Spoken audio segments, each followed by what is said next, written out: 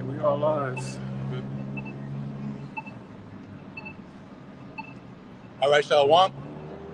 We are the real Hebrew Israelites coming to you through the spirit and power of Yahweh, Bashimi Al-Shai, to prophesy the downfall of this wicked kingdom, being so-called America, Babylon the Great, ultimately this beast system, being NATO, the EU, again, so-called America being the order rise of the beast, it's prophesied to be destroyed.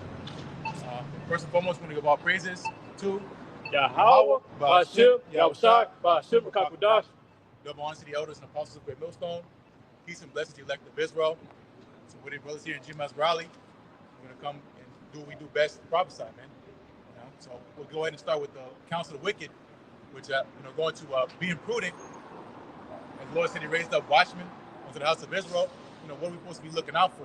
It's looking out for danger, things that ultimately would not be in favor of you so-called Negroes, Latinos, Native Americans, especially in these last days, because what is at stake is your soul, man. It's devil and his wicked devices and his craftiness. He wants to sit in power forever, and his sinister plot goes way beyond this MOTB, which is just the start of his evil, wicked agenda. He wants to be God on the earth, but hey, call out Yahweh Shai for the victory, because he's not going to fulfill his so-called NWO dream, man. Go into that. Okay, this is the book of Psalms, chapter 64, and verse 1, and it reads, Hear my voice, Salakia. Hear my voice, O power, in my prayer.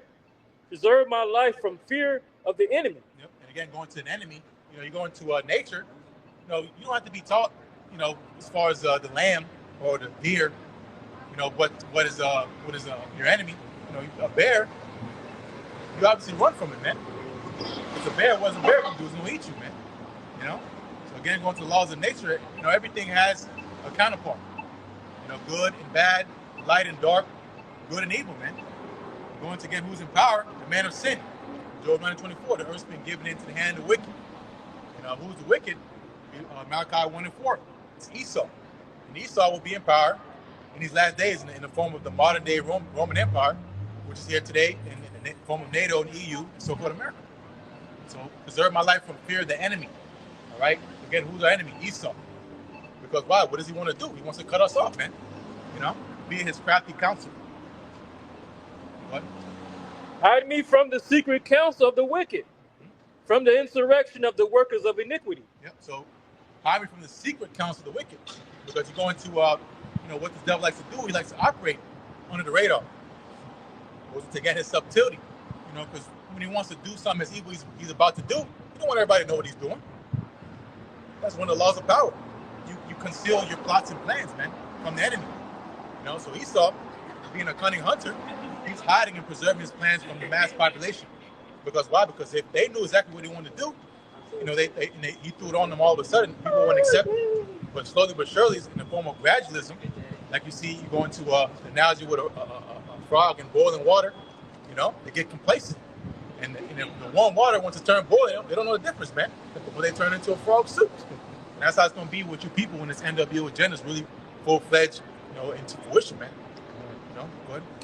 Who whet their tongue like a sword and bend their bows to shoot their arrows, even bitter words. Yep, so going to his arsenal of weapons, he used legislations, man. Because of course you got the persuasion of the sword, the modern day sword being a gun. Anybody comply with somebody with a gun, that's in their right mind. It says that in Romans 13 chapter about he bared up the sword in the day, man. So Esau, being the carnal man that he is, he rules the world via the sword, man. And one of his weapons, his arsenal is the pen. It says that in the Apocrypha about words, Yeah, you got, let me try to find it real quick. Words. Find it. Repeat that one more time.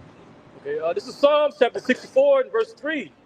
Who whet their tongue like a sword and bend their bows to shoot their arrows, even bitter words. Yep, so it says whet their tongue like a sword. So he uses evil words, cunning words to ultimately get advantage of you, man.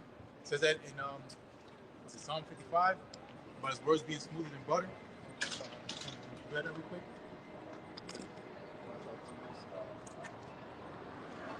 This is the book of Psalms, chapter 55 and verse 21. The words of his mouth were smoother than butter, but war was in his heart. Yep. So it's going to the true nature of a politician. You know, underneath their tongue is their real agenda, man. You know, because why? Because they have to use subtlety, man. Especially when you're trying to persuade somebody, you know, in a non-violent way. When you do it in a non-violent way, people put their guard down, man. Someone put a gun to you, obviously you know you're in danger. But when he puts these pen, these legislations, and all these long mumbo jumbo, all right, you know, 100,000 page things he puts out, nobody reads that. Same way when you get up there on your phone, you don't read the disclosure agreement, you just hit accept, man. You know? I found it though. It's Sirach 28. I'll read it real quick. Sirach 28, or Ecclesiastes 28, verse 17, it says, the stroke of the whip maketh marks in the flesh, but the stroke of the tongue breaketh the bones. So again, going to how powerful the tongue is, man. You just read bitter words. What is one of those bitter words? The example is back in the deceiving time, man. You know, when they were pushing that juicy juice, that jump shot. If you didn't comply, you will die, man. You know, that's a bitter word. What's more bitter than death, man? You know, if you don't comply, you're gonna lose your job, you're gonna lose your livelihood, you're gonna be outcasted. Everybody's gonna look at you like, why you not taking it? It's not just for you. You know, the whole thing they were pushing, man. You know, they consider it a selfish act because looking at you for your help if you didn't take that juicy juice, man. Because that's how the matrix works, man. They want you to comply. They want you to bend down, and they use the masses of people to come up against you, man. You know, and who's doing that? People that are behind the scenes doing the puppet strings. Yeah, you can put a face on Mr. Fauci, but here it is. He just got set free, man. You know, of all the damage he's done, all the studies that's been coming out after the fact, you know, about this juicy juice really does damage to you. He lost family members. He lost people that are in perfect good health, dropping dead in the middle of the road, in the fields. Because why? Because you wouldn't put your tape that, man. That's serpent's juice. But guess what? He did all that wrong. He don't apologize. He don't feel no sorrow because that was a plan in the first place, man. You know, again, going to subtleties, his agendas, the secret counsel of the wicked. You had Mr. Bill Gates up there. He warned you. He told you that, you know, through mass machinations, you're going to depopulate the population, man. That's what they did. They killed off a lot of people with that, man. You know, again, going to his secret counsel. You know, and by the time you realize it's already too late.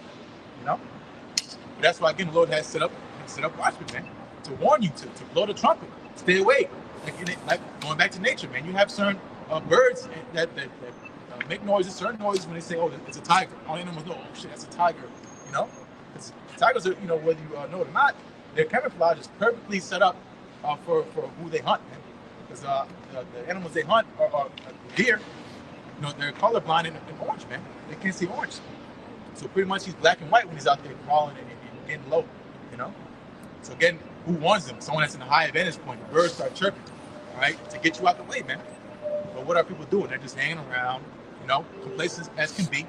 Because why? Because they've been lulled to sleep by these philosophies, man. Again, going to his wicked counsels, man. Unless it was more on that, I'll start from the top again. This is Psalms chapter 55 and verse 21, and it reads, the words of his mouth were smoother than butter, but war was in his heart. His words were softer than oil, yet were they drawn swords. Yep, so a soft landing, man. Going to your ears, that smooth words, you know, getting lulled to sleep. You know, it's a lullaby, it's a song, man. And that's what people want to hear. They rather hear what they want to hear instead of, you know, hear what they need to hear, man. What you need to hear is the words of Yahweh Shai. A lot of people said, we want to pretty much cast all they want away from us, man. We want to hear smooth things that tell us lies, lie to us. So that's why the Lord, Heavenly Father, raised up Esau, man. As soon as he was born, he started speaking lies. You know? So how can you expect this man to be a stand-up guy? To stand up and tell you the truth? When he's the one in power, corrupting the earth. He has no plans to turn that back. He wants to destroy the earth, man. He's talking about leaving to Mars. You know? And while you stuck here and you can't get a glass of clean water. You know? This is the book of Isaiah, chapter 32 and verse 5.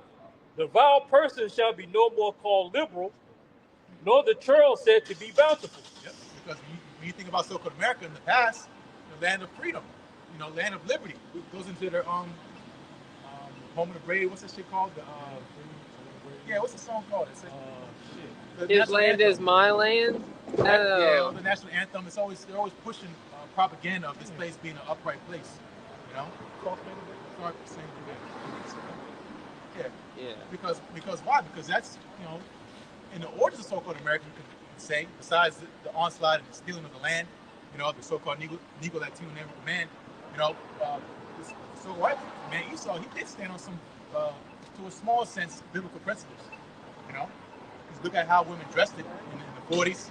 You know, they covered themselves up, man. You know, even beyond that, wearing dresses, wearing nice clothes. You never seen wearing sweatpants and shit we wear now. That didn't exist back then, man. Men, you know, dressed with class. You know, they were upright, they had the integrity. You know, but that's all fell apart, man. Just look at the debauchery going on in so-called America now. It's a laughing stock. And you go into all the stuff that this place pushes, it goes against those philosophies. That was the bigger picture of what this devil wanted to push, man. You know? What? For the vile person will speak villainy, and his heart will work iniquity, to practice hypocrisy, and to utter error against the Lord. Yeah, Mr. Can't get right. It says in the land of uprightness, will he deal unjustly? He's in the holiest place on the earth, in the Holy of Holies, okay, as far as the promised land goes, in the land of Israel, doing all type of evil, man. You got pride parades in the holiest place on the planet, man. You know, which people make up the place, but that place was sacred for a reason, man. You know, the Garden of Eden. You know, Eden is earth. You know, Eden paradise, but the Garden of Eden was in Israel, man. Which it still is, but that place got to be cleansed, man. Because why? Because the evil man who's in there right now, man. That's why, again, the people make up the place. You know, it says again, practice hypocrisy. This is a hypocritical nation, man. Here does it tell people they can't have weapons of mass destruction, right? They can't do this, they can't do that. But what do? They do the same exact thing, all right? Pillaging, raping, robbing, in the name of manifest destiny, in the name of so-called America, man. You know, that's how the devil operates, man. And as far as him, you know, swearing on the Bible, your president don't do that no more. You're not supposed to, anyways. But again, they're done with the Bible. That was a part of their journey that's done away with. You know, they use it as a way to, because that's when you go into get in the art of war, you have to occupy the moral high ground. So white man was the moralist man on the earth, man. You know, everybody was coming with sort of way, man, to come say, well, we want democracy, we want this, we want that. You know, that's why you go into get that real quick, Jeremiah 51:7. It was all packaged, you know, in nice wrapping, but the box is full of nothing, man. So it's full of crap. And the nations ate all this up, and look what happened, man. You know what? This is the book of Jeremiah, chapter 51 and verse 7. Babylon has been a golden cup in the Lord's hand that made all the earth drunken. The nations have drunken of her wine, therefore the nations are mad. Yep, again, going to that wine was those philosophies, man. Adultery, you know, you can think about, you know, getting stuff that's pushed, even just in television. You know, look at these so-called romances. It's always about adultery, man. It's always about somebody sneaking out and going against their partner, man. Rap videos, you know, and it's glorified, right? Because that's a philosophy that was pushed out. I mean, that was you know, a no-no, man. This stuff was even pouring out, you know, to the Middle East, right? I forgot what the lady was that got hung because she wanted to. I forgot what she wanted to do. She was twerking or some shit, right? I think it was in Iran, you know. I don't know if it could be the Jake one, but it was somebody over there that was twerking and they killed that bitch. I know Jake got arrested in Dubai. Yeah, that too, Dubai, you know, because they don't play that over there. Because why? Because that's poison. You say, oh, that's what they say. Women, they get liberation to be whores. That's chaos and confusion, man. That's why everybody likes to come over here, because they're let loose. Exactly, the freak offs, man. You got places here called sin cities. You know, places where, you know, like the saying goes, what happens in Vegas stays in Vegas. That's nonsense, man. You know, because what they're saying is you have license to sin. You do what the hell you want to do, so go to America. You know, it's a land of opportunity. Like just read earlier. You said, read one more time. Go back to Isaiah 32. You shall no more be called liberal, because that's what they call liberty. Is you can do what you want to do. That's not liberty, man. Liberty is live how you ought to. You know, we have liberty in Yahweh Shai. How we ought to live is by the words of Yahweh Shai, man. What does man give you freedom to do? Ultimately, to rebel against the Lord, man. You know, go ahead. This is the book of Isaiah, chapter 32 and verse 5. The vile person shall be no more called liberal. Right, that vile person. Okay, who's the vile person, man? Esau. You know, no vile person ever to come into a power would be other than Esau, man. You know. So go ahead. Nor the churl said to be bountiful. Yep, nor the churl. And I only got one reader, but let me get that word real quick. It's an evil, doesn't it? Yeah, exactly. That's what I'm gonna get it. Yep, it says one of lowest class, man without rank, right? And that's Esau. Okay, because that's going to say, children are their oppressor. That child is Esau. He has no rank in the heavens, man. You know, as far as reputation goes, he's a, hey, it says in the book of Daniel, man, the basis of men. That's what the scriptures call him. What does it be called the basis of man? What the hell you got to be doing? He be acting like a beast. All right, that's what he is. Because what is a beast? It's without laws, without reason. Okay, and that's why again the Lord gave us the laws and commandments to separate ourselves from the nations, man, and their philosophies. You know, you're going to over there in the land of Ham. They be eating people, you know, alive, cannibalism. That's a beast. Because without reason, without ultimate fear of Yahweh Shai. So Esau's more vile than that, okay? Than them booty scratchers in Africa. Okay? Imagine that. Right? Go ahead. For the vile person will speak villainy, and his heart will work iniquity, to practice hypocrisy, and to utter error against the Lord, to make empty the soul of the hungry, and he will cause the drink of the thirsty to fail. Yep, and that's because why? Because he's evil. Why are we getting flagged on our videos that get 5 views? Why is that such a problem? You know, out of all the evil on the earth, I forgot who said it. It was a small hat. The worst people on the planet is the so-called Negro, Negro Latino Native American man, ultimately Negro. You know, and really going to us that are preaching on the highways and byways, man. Because that's how it's supposed to be. Because that's what to say. Even though we're honorable, we're despised. You know, because why? Because it's not our world, right? Again, to practice something. This is what he does on a daily basis. Like you go to the gym to get better on your free throws. You go to the, you know, whatever to get better at something. That's what he does in this, man. How can I be more evil? How can I be more vile? How can I utter error against the Lord? Okay, that's why he has GMOs. You know, he has his sign so-called, which is ultimately, which he's trying to do is defy the Lord, man. But all it does is prove the Lord exists, man. You know. But I'll go back.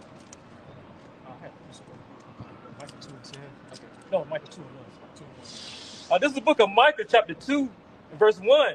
Woe to them that devise iniquity and work evil upon their beds. When the morning is light, they practice it because it is in the power of their hand. Yep, because, again, you're going to Esau in his pride. He thinks he's coming to power out of his own might, out of his own left hand wisdom. Well, the big picture is the Lord set him up for a reason for that day of evil, man. So, again, him practicing that evil is nothing, you know, a surprise because, again, this is what the Lord set him up to do, man. But this is literally, with the power of earth in his hands, he chose the dark side, man. Because the dark side is what he chose for him, right? But, you know, again, going to, when the morning is light, man, that's from day, you know, sundown to sun up, man, he's doing evil, you know? And what is he plotting? You know, it's more than just, you know, putting pesticides in your food, and, you know, it's you know, putting the metals and stuff in your water, your tap water. This man, again, he wants to put a seed of device in you and be Lord of you forever, you know? Somehow get an algorithm to encapsulate, you know, your spirit, and, you know, you can never go back to the heavens, man. This is what he wants to do, man. You know? And again, that's why the Lord has to put a stop to it. Go back to that Psalms, and then we'll probably get that Thessalonians 2:5. About the man sitting in the building.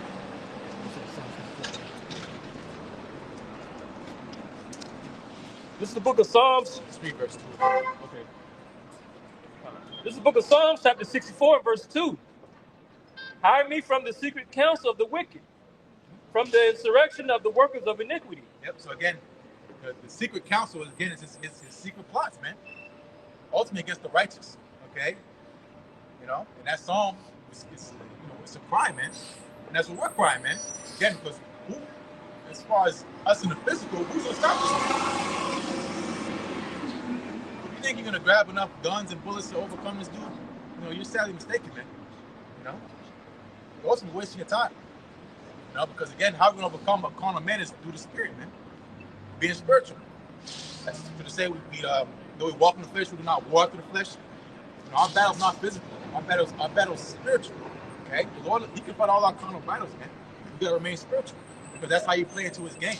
You know? What? Who wet their Psalms chapter 64, verse 3. Who wet their tongue like a sword, and bend their bows to shoot their arrows, even bitter words. Yep. That they may shoot in secret at the perfect, Suddenly do they shoot at him and fear not. Yep. So in secret, do they shoot at the perfect? Again, is they hide their hands. They set up agent provocateurs. Trying to find any way to stop us from building, just like the Eden did back in the time of the Persian Empire. And we got the green light to build. But again, going to his deception, man. It's always about being in secret, because things that are not seen are more powerful than things that are seen, man. And he tried to tap into that on the left hand side. Okay, and it's not a conspiracy, man. Okay, well, it is a conspiracy. It's not a conspiracy theory, meaning it's pretty much just like we go into scientific explanation. It's like a hypothesis. It's not a theory, man. It's facts. This is what they're doing. You can see it, man. What? They encourage themselves in an evil matter. They commune of laying snares privately. Yep. So they encourage themselves in the evil matter, meaning they back each other up when they're evil. You got the World Economic Forum. You got Carl Schwab, talking his madness, talking about own nothing to be happy, and go for the Industrial Revolution. You got DJ Trump shaking hands with this guy. Here it is, Mr. Netanyahu. This dude's doing a complete genocide, and he's sitting right next to Donald Trump. They're shaking hands, having a good old time, man. Why? Because they're in the greens together, man. The world is a stage, man. It's all, you got to be careful. So I can remember Elder Yashawama, he did that lesson where he said Netanyahu was using the scripture out of Samuel, for the first Samuel, about them being Amalek. He called the Palestinians Amalek, yeah, exactly. Nobody questions that. But Esau done away with. We can talk about Amalek, right? It's crazy, man. Because they're ultimately, but as far as the scriptures go, they're on their back feet, man. They're on their heels. They have nothing rebuttal. That's why they try to do things secret, like we just read earlier. Try to come around and try to cut us off what we're doing, man. That's Psalm 8th chapter. Try to cut us off from our excellency. Matter of fact, get there. Psalm 8th chapter. Because all these nations are in on it, man. The elites of them. Okay, this is the book of Psalms. Let's see. Psalm.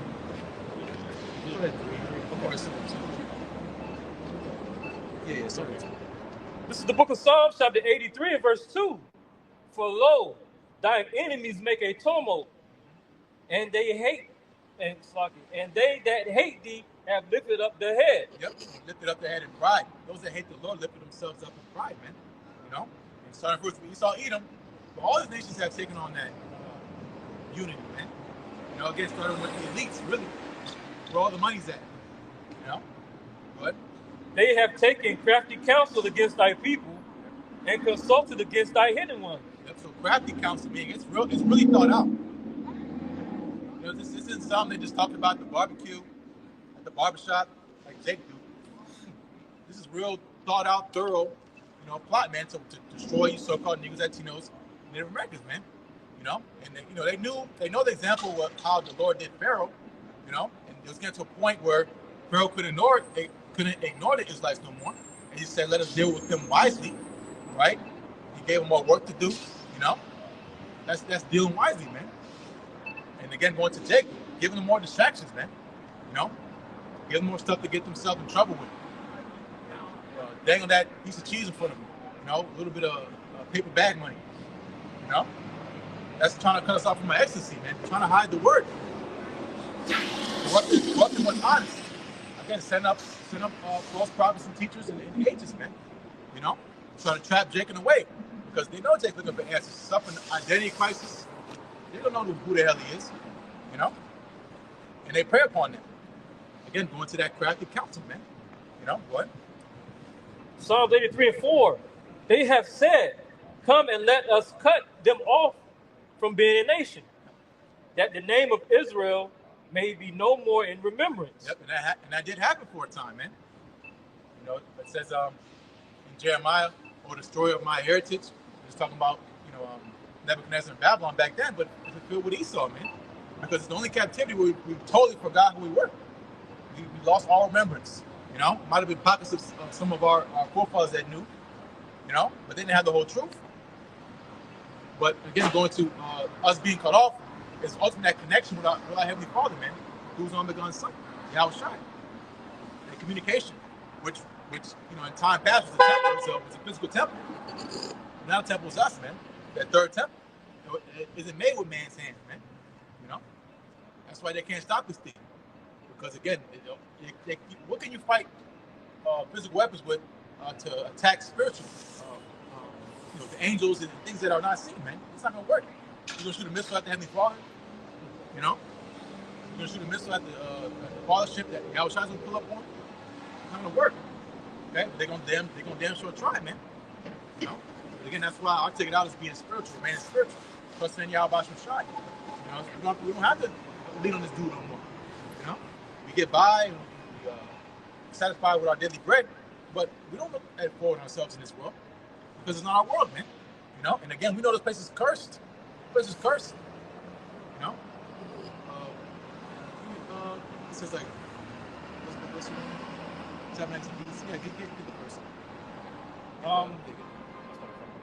This is the book of Psalms 83 and 5. For they have consulted together with one consent. Yep, so they consult together with one consent. It's another NWO precept. Okay? The unity of wickedness, man. One world this, one religion that, one banking. That's what they want, man. Because there is power in unity, man. And they're trying to unify in wickedness. And they're making you participate in it, whether you know it or not, man.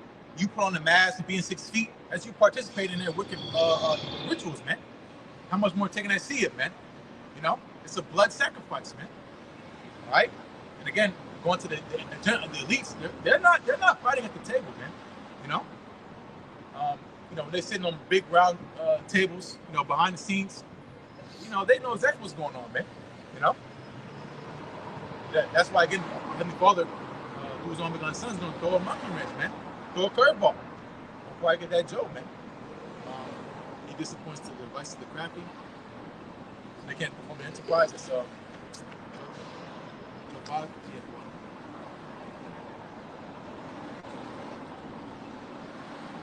that's why it's important to know the whole script, because you being Big 12. You being on a linear time scale in the flesh, you thinking, man, this dude's gonna do this shit forever, man. He's gonna be on top forever. I might as well just the saying goes, if you can't beat him, join him. Go ahead.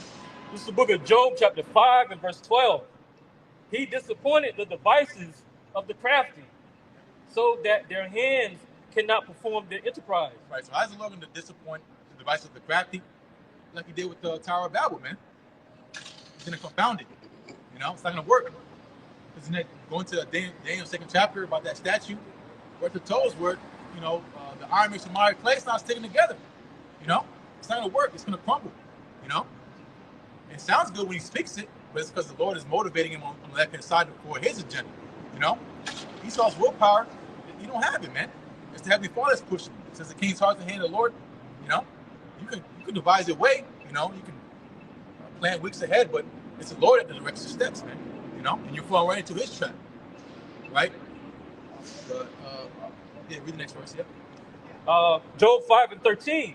He taketh the wise in their own craftiness. Yep. And the counsel of the froward is carried headlong. Yep, he's going to use your own perverseness against you.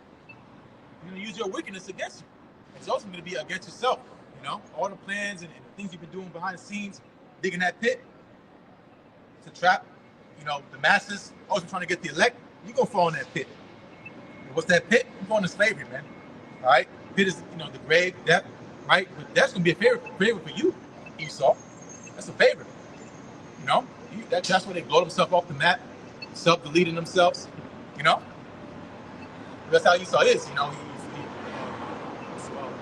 about the blessing, right? He sold his birthright, because he had no patience. Same in the womb. It says the elder shall serve the younger. One people shall be stronger than the other. Right, and that's Jacob, man. Because he saw, his strength is his carnality. And once that's taken away from him, it's his weapons. He has nothing else to fight with, man. That's why he's going to run and hide. That's what prophecy says. Time's going to be up. He's going to run, Go ahead. Oh, you can drop that. Number 14. Yeah, go ahead. This is the book of Job, chapter 5, verse 14. They meet with darkness in the daytime, and grope in the noonday as in the night. Yep. Again, going how they operate. That's why they love darkness. They like. Yeah, hell yeah. Dang. So we ain't stopping. Ain't stopping, man. Are we one more time? Okay, this is Job chapter 5 and verse 14. They meet with darkness in the daytime and grope in the noonday as in the night. Yep. So again, going to how they operate, because that's why he hides. Because when you think about someone that's hiding, they're shameful, And again, because they don't want nobody to impede their progress, right? But the funny thing is, you can't hide wisdom from the Lord. You can't, have a secret. There's no such thing as a secret. As a Bialbash Mashai, man. He beholds heaven and earth, man. And there's nothing hid from us. That's why you're going to Jeremiah. Jeremiah. Tell them that if they try to make you leave, that this space you're not walking, ask them why, because you should be able to be at this space in particular because you're not walking the sidewalk. Does that make sense? Because the other place is a private business people are protesting, if that makes sense. And so you probably don't want to be associated with that kind of thing. Luke 12:24. What's that one? Get Jeremiah 4:9. Luke 12:24. What is that one? Do you know what Luke 12:24 is? Do you know? It's a little separate from what we're teaching right now. It doesn't matter. Do you know Luke 12:24? Can you recite it for me? I can't remember it. All right. Yeah, of course. Whosoever loves them. Can you say it together with me? Because I'm trying to remember. For whosoever loves the Lord. Whosoever loves the Lord. What is your point? Just trying to say it. It's because it's on my garment. That. The Raven. Luke 12:24. I just wanted to say it together.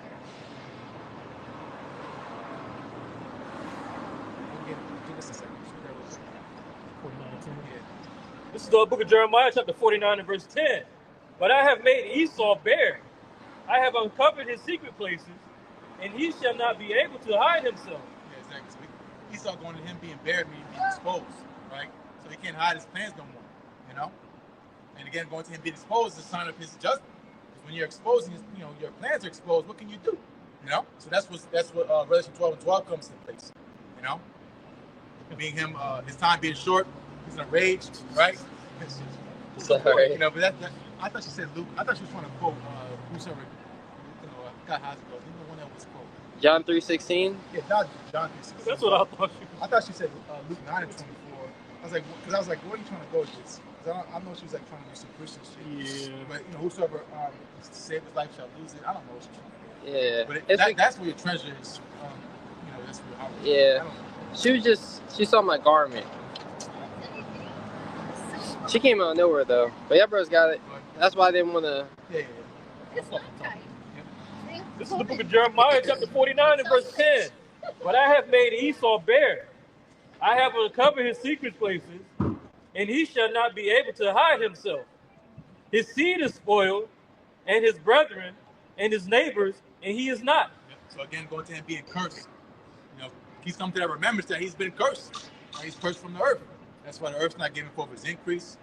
It's do all this stuff to try to yield strength from the earth, because ultimately the earth's rejecting him. He's not a fit ruler, because why? He doesn't take heed to instruction. To rule the earth, it takes instruction, man, in righteousness. Dealing with land Sabbaths, things of that nature. He don't uphold. You look at how he operates. Everything's for profit. So how can a man, that's always chasing the love of money, run the earth in righteousness, man? He's gonna run it to the ground, and that's how again the vibration of the ruler it trickles down to the people, man.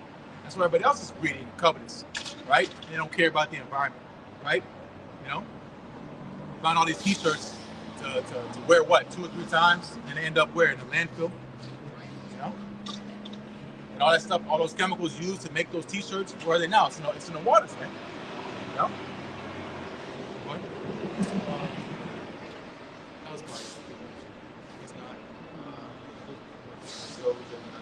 Yeah, I mean, just go into his story.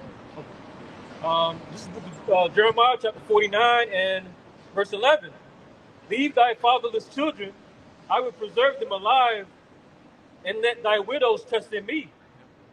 For thus saith the Lord, behold, they whose judgment was not to drink of the cup have assuredly drunken, and art thou he that shall altogether go unpunished? You know, so who wasn't supposed to take that cup? It was the Israelites. You know, we're supposed to be a people running the world in righteousness, all right, and rulership.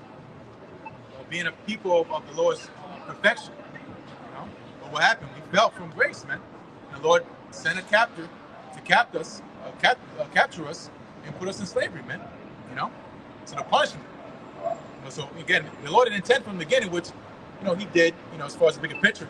But Adam, when Adam received the instructions, you know, he was a king on the earth, man. You know?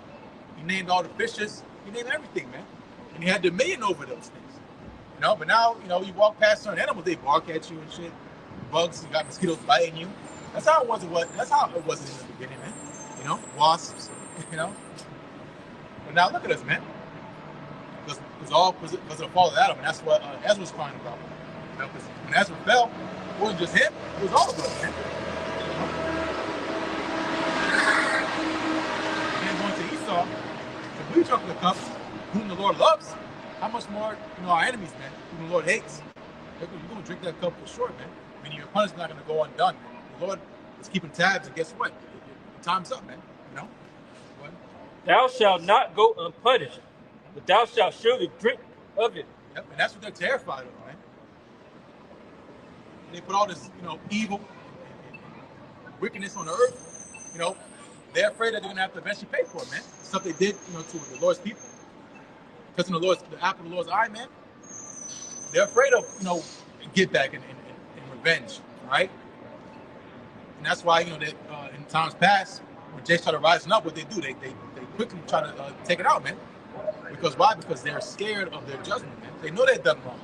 It says that in the Bible about our enemy, they've done wrong, and still we have to entreat, like, you know, hey, give us some respect. Like, you know, Jake's still marching, right?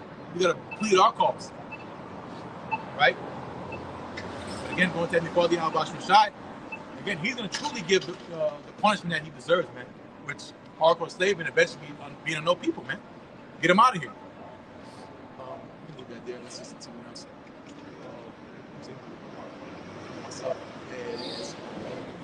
This is Jeremiah 49:13.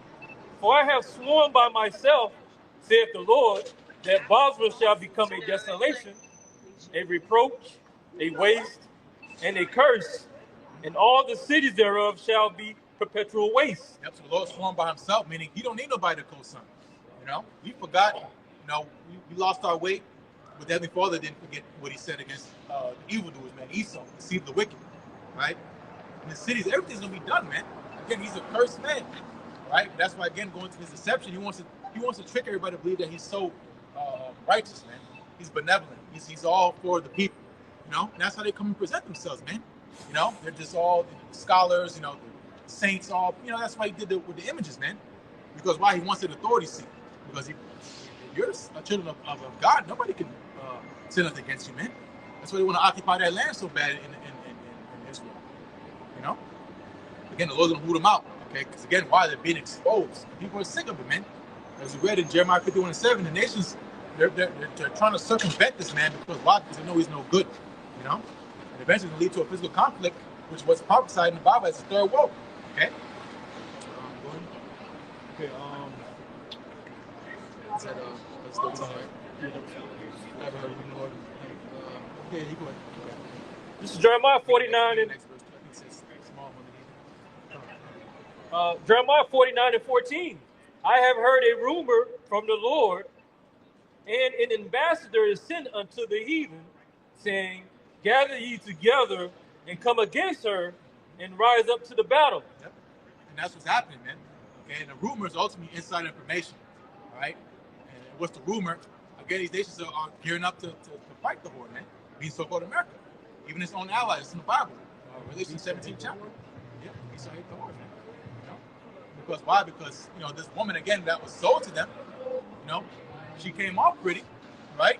Eventually through age, man, she looks sour, man. She aged like milk, you know? The makeup's not working, nothing's working, man. Okay?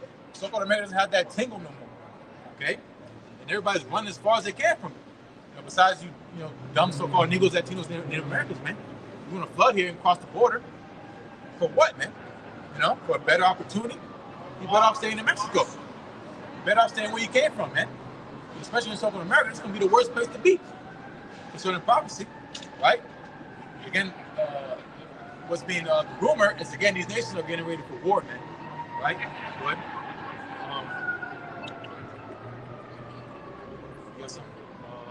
I think 6. He's at 15. Okay. Yeah. Where's the name small? Jeremiah 49:15. For lo, I will make thee small among the heathen and despised among men. Yep. You shall be made small, meaning looked down upon. You know?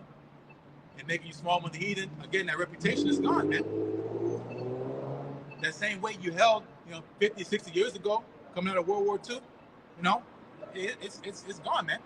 These nations looking at you eye to eye. They wouldn't dare come up against the North America, Now that hopefully speaking against them, man. Because why? Because now they have military might too. They got the same weapons you got. Maybe not the same capacity, but them all put together, they're a problem, man. That's when you have things come together like the BRICS, right?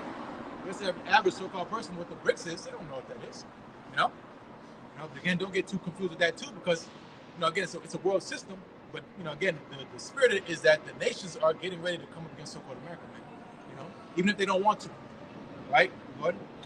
Thy terribleness hath deceived thee, and the pride of thine heart, O thou that dwellest in the clefts of the rock. Yep, so your terribleness hath deceived you, because again, you thought you was hot SHIT, man.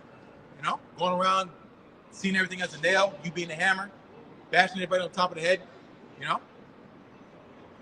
It's ultimately working against you now, man. It goes into pride, man. What do you think is gonna happen when you keep pushing everybody around, man? That's happened with the second chapter. They're gonna take up a parable against you, man. Bolton had a priest which is not his. You're going around pillaging, putting your embassies in my sovereign nation, right? They're sick of it, man. You got Mr. Netanyahu going up and speaking. You got countries' representatives leaving the damn table, man. They don't want to hear what you got to say because they're sick and tired of your BS, man, and your rhetoric. Okay. Go ahead. That holdest the height of the hill. Yep. Though thou shouldest make thy nest as high as the eagle. Yep. So the height of the hill is the most advantageous position, man. And Esau does sit there, man. This is his world. He's looking down on everybody. Being as the eagle. But guess what? There's someone hiding you, man. It's Heavenly Father, who's on the God sending you. Go ahead. I will bring thee down from thence, saith the Lord. Yep. So it's singing the same tone as Obadiah. You're gonna build, but the Lord's gonna throw down, man. You're picking an opponent, that you have no chance against, man. You're trying to shoot at the Heavenly Father. You said, I got everybody here that under my feet, under control. I've conquered them. Now who am I gonna fight against next, man? The next fighting domain, that's what I have the Space Force. They're gonna fight against the Lord and the angels. When they see you so-called UFOs, you think Esau, which some of them are scared and frightened, those in their right mind, but some of them are like, let's fight against him. You shouldn't be here flying around in my territory. He thinks the earth is his, man. He's just on borrowed time, he's on a contract, right? The earth's been giving it to your hand, right? But that blessing you had received from your father Isaac was ultimately a curse, And that curse is that it was time sensitive. He never was promised eternity. He was promised ultimately to be enemy of the Lord, man.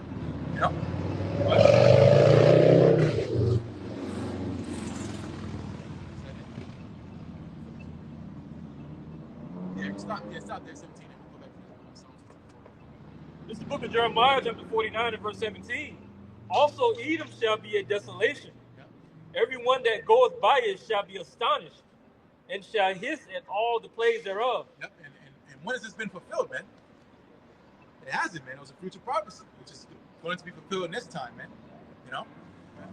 Before you get that Thessalonians verse, start where it says, yeah, it says, I made Esau, not, man, it's being revealed.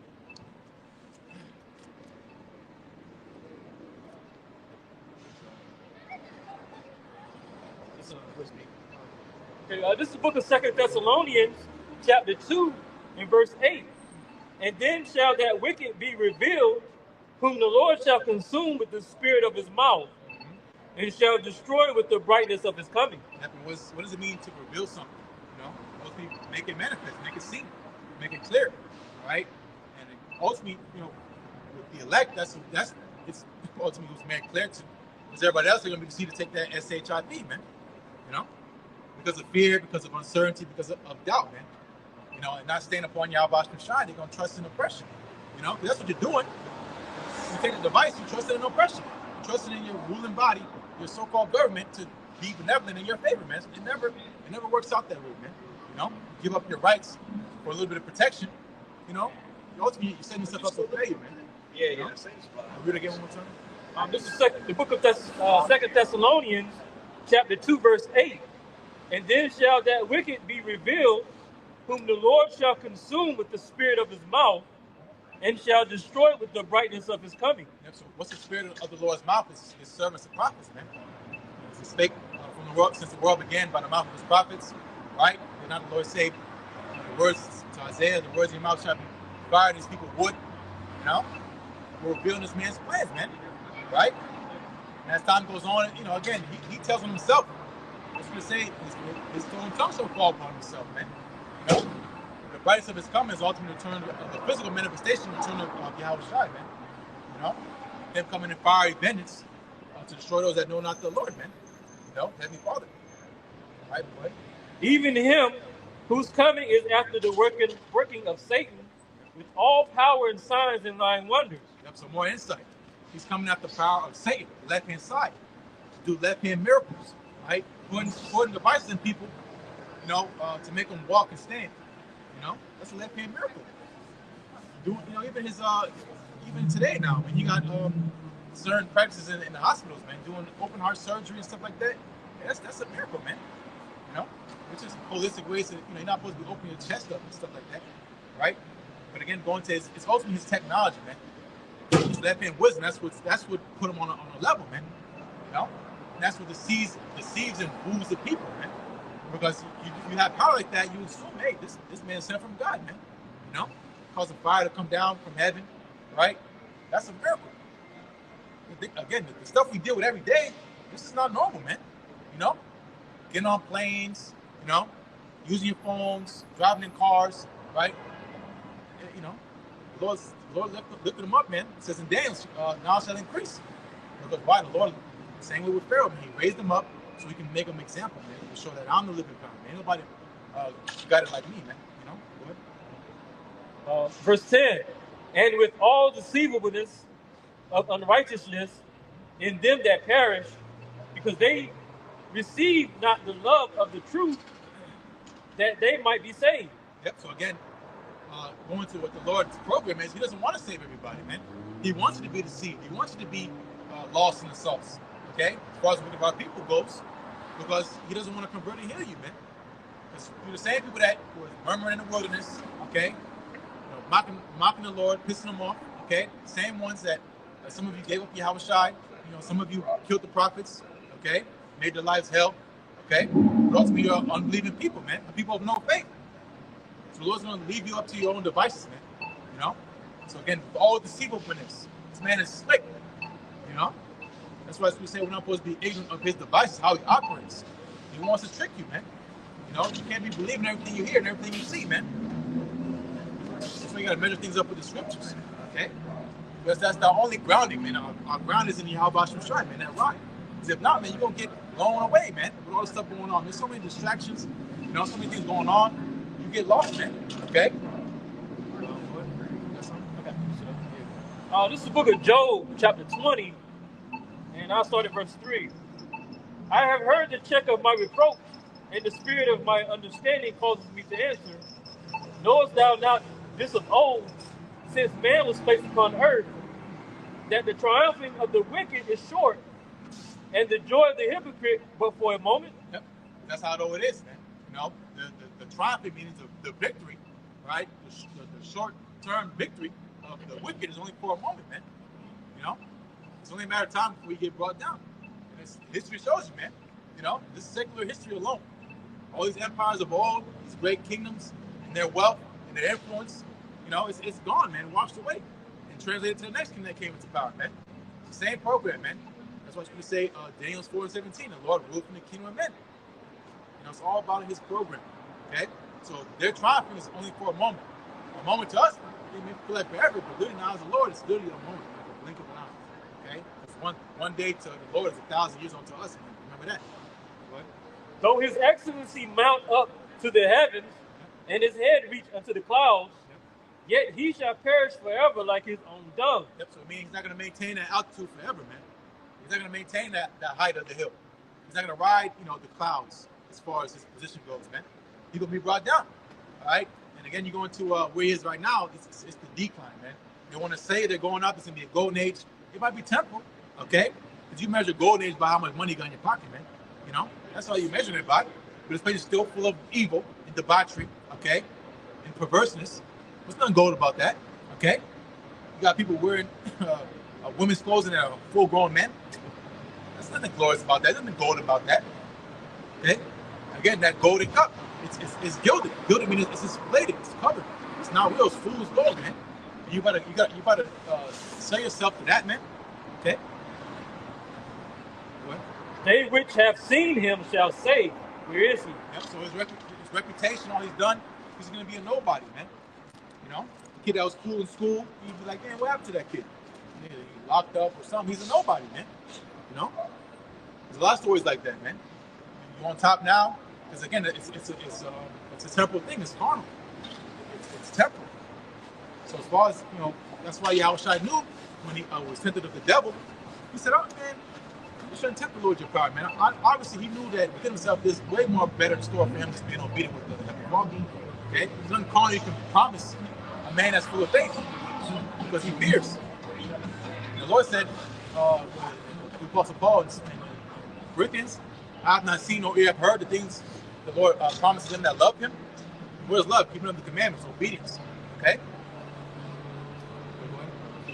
Yeah. This is 2 Thessalonians chapter 2 and verse 11. And for this cause Yahweh shall send them strong delusion that they should believe a lie. Yep.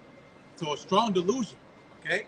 A delusion, is something that it tricks your mind, man. Delusion, illusion, right?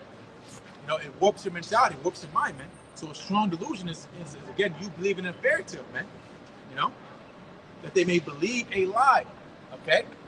And what is a lie, okay? Again, the devil, man. He's going to straight up lie to you, man, and call it truth, right? What? That they all might be damned who believe not the truth, but had pleasure in unrighteousness. Yep, so you have pleasure in being evil, being simple, right? You don't feel bad when you go home, you're doing all this nastiness, you just commit adultery, another man's woman. You don't feel bad for that. You take pleasure in it. Can you glorify it? You want the simple about people. Killing your own brother, sliding on the ops, that's you having pleasure in wickedness, man. You're getting a high for being evil, So that, again, you're set up for destruction, man. Okay, Heavenly Father has you in a trick bag. Okay, you stumble on the word, you walk past.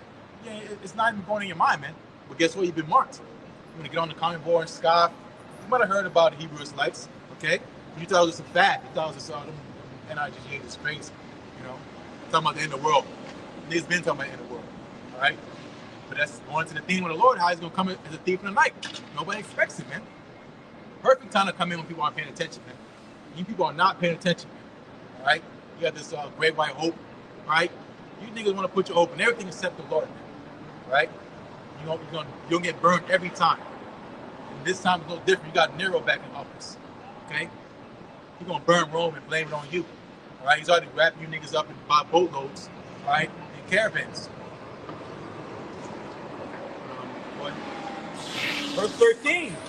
But we are bound to give thanks always to Yahweh for you, brethren, beloved of the Lord, because Yahweh hath from the beginning chosen you to salvation through sanctification of the Spirit and belief of the truth. That's how we've been sanctified.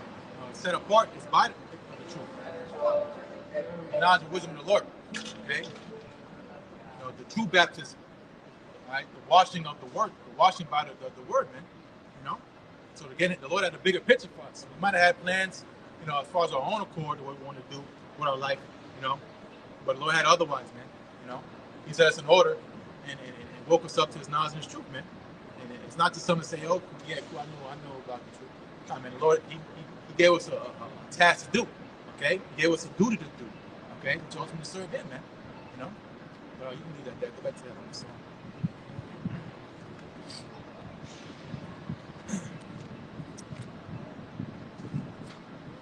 Just read verse, read 2. Just read verse, yeah, we read 2. This is the book of Psalms, chapter 64, verse 2. Hide me from the secret counsel of the wicked, from the insurrection of the workers of iniquity. That's the rest of the Lord to hide us, okay? Because best focus is on us, man. Okay, those that know something. What do you think will happen to these whistleblowers? People that have inside information, they get off, man. They get drowned. And nobody questions. You know? These holistic doctors was a time and place they was end up dead. You know? Yeah, he died. Anybody that speaks a little bit of truth, they get off, man. They get demonetized, you know. Look what happens when these rappers that sell out, when they start speaking up, you know, they get defamed, right? You get DMX. He started speaking up against the Illuminati. What happened to him, man? He eventually lost reputation and they off him, man. You know? MJ, Michael Jackson, same thing, man. You don't want to play ball, right? And go with the status quo, they demonize you and they kill you. Okay, so we're speaking straight to Esau, man. You know, because again, going to the little pocket of truth Jake has, they know about the evils in the music industry. You know, they know about the evils in the food, right? But they can't put it all together, man. Okay. So again, we're asking for the highest because we're making ourselves a great. We're out here on the live, speaking truth. You know, it's not hard to find us. We're the chief as the concourse. Because we feel the Lord more than man, that's what we're out there. Who whet their tongue like a sword and bend their bows to shoot their arrows, even bitter words. Yep, so they got the crosshairs on the righteous man. Okay? Best believe we're in a database, all right? They already got us on hate groups, right? You know, it is what it is, man. All right? The most likely be true that every man be alive, right? That they may shoot in secret at the perfect. Yep. Suddenly do they shoot at him and fear not. That's what they do, being in silence and secret, is because again they hide their hands, which we were talking about earlier. All right, set up agents, all that kind of stuff, man. So because the accuser of thy brethren, that's what Esau wants to do, man. You know. So Esau he put silencers on his clips, man, shooting at us again, making it hard for us to push the truth, man.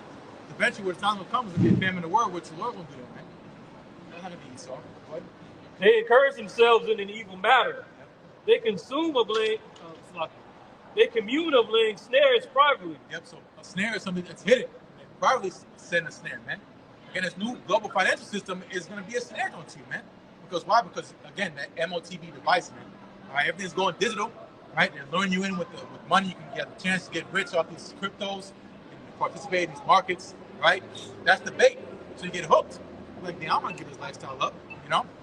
Only a few make it that far, but unless people are comfortable with being comfortable, they have no problem waking up 4 in the morning, all right, doing a 12, 16-hour shift and going back home for 2 hours to eat, microwave pizza and go back to work the next day, man. Because our people have been conquered, brought low.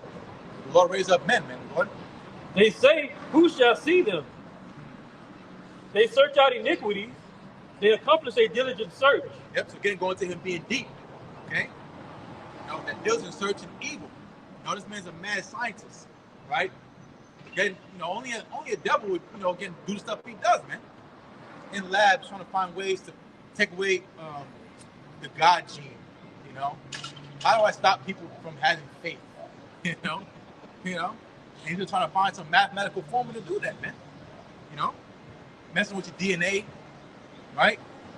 With your genetic code, So what? To ultimately turn you away from the Lord, man. That's what he does, man. He's a devil. The stuff he does in animals, all these experiments, poor monkeys, poor rats, all the stuff he does, man, in the name of science, right? It's a devil, man. And what does he do with the dead body? He just throws them in the garbage, all right? All your dogs, got chips in them. cats got chips in them. That's why they be acting weird and shit. You know? Go ahead. Both the inward thought of every one of them and their heart is deep. Yep, so the inward thought, okay, the most inner part of the man, okay, is supposed to be pure. He's evil. Deep you go, the more dark he gets. You know, sadistic. He loves seeing people in pain and suffering. You know, it feels good to him. You know, we read earlier in Micah, he loses sleep unless he calls somebody to fall. Right? It's like, damn, like it's like he forgot your homework or something. He can't get rest unless he does something evil, man. You know, it's like with us, you know, we haven't read or haven't, you know, been in spirit as we should. We feel bad, man. It's like he has an evil conscience, man. Again, he's the literal opposite of Jacob, man. He's pure evil, man. You know, look at this some white boy. You know, he got one. Nah, man. Okay, and if you see a so-called white boy, all right, and he's down low with you, you know, as far as in the condition that you are, it could be a Jake, man. You know, there's a lot of two-time losers of Esau's people because that's what he does. Non-wise king destroy his own people, right? You know, but again, going to the evilness of Eve, let them get because they be acting all humble and shit, but let them get a higher position or authority. Think about police officers. They were losers in high school, lame as hell, middle school, got bullied, and then now they got a badge. Now, you know, guess what? Now they can be who they really want to be. So imagine giving the power to earth to this man. What? Psalm 64:7. But Yahweh shall shoot at them with an arrow. Suddenly shall they be wounded. Yep. So they shall make their own tongue to fall upon themselves. All that see them shall flee away. Yep. So again, exposure, man. And again, going to the arrow the Lord got aimed at him. Okay, he's gonna shoot his own missiles at him. All right. It says the army of the Lord. Okay. The weapons of his indignation. All right. All the stuff you've done is gonna work against you, man. And that goes into that slippery slope effect. The slippery slope effect is ultimately all the effort you're doing. It's only gonna further your demise, man. You know. It's like with quicksand. The more air that gets inside of the ground, the faster you sink. So you struggle, you fighting. The more you struggle to fight, the quicker you fall down. And that's Esau. And it's NWO plans, man. Okay. So again, the Lord got the scope on Esau, man. You know. And again, it's not gonna end well. Go ahead.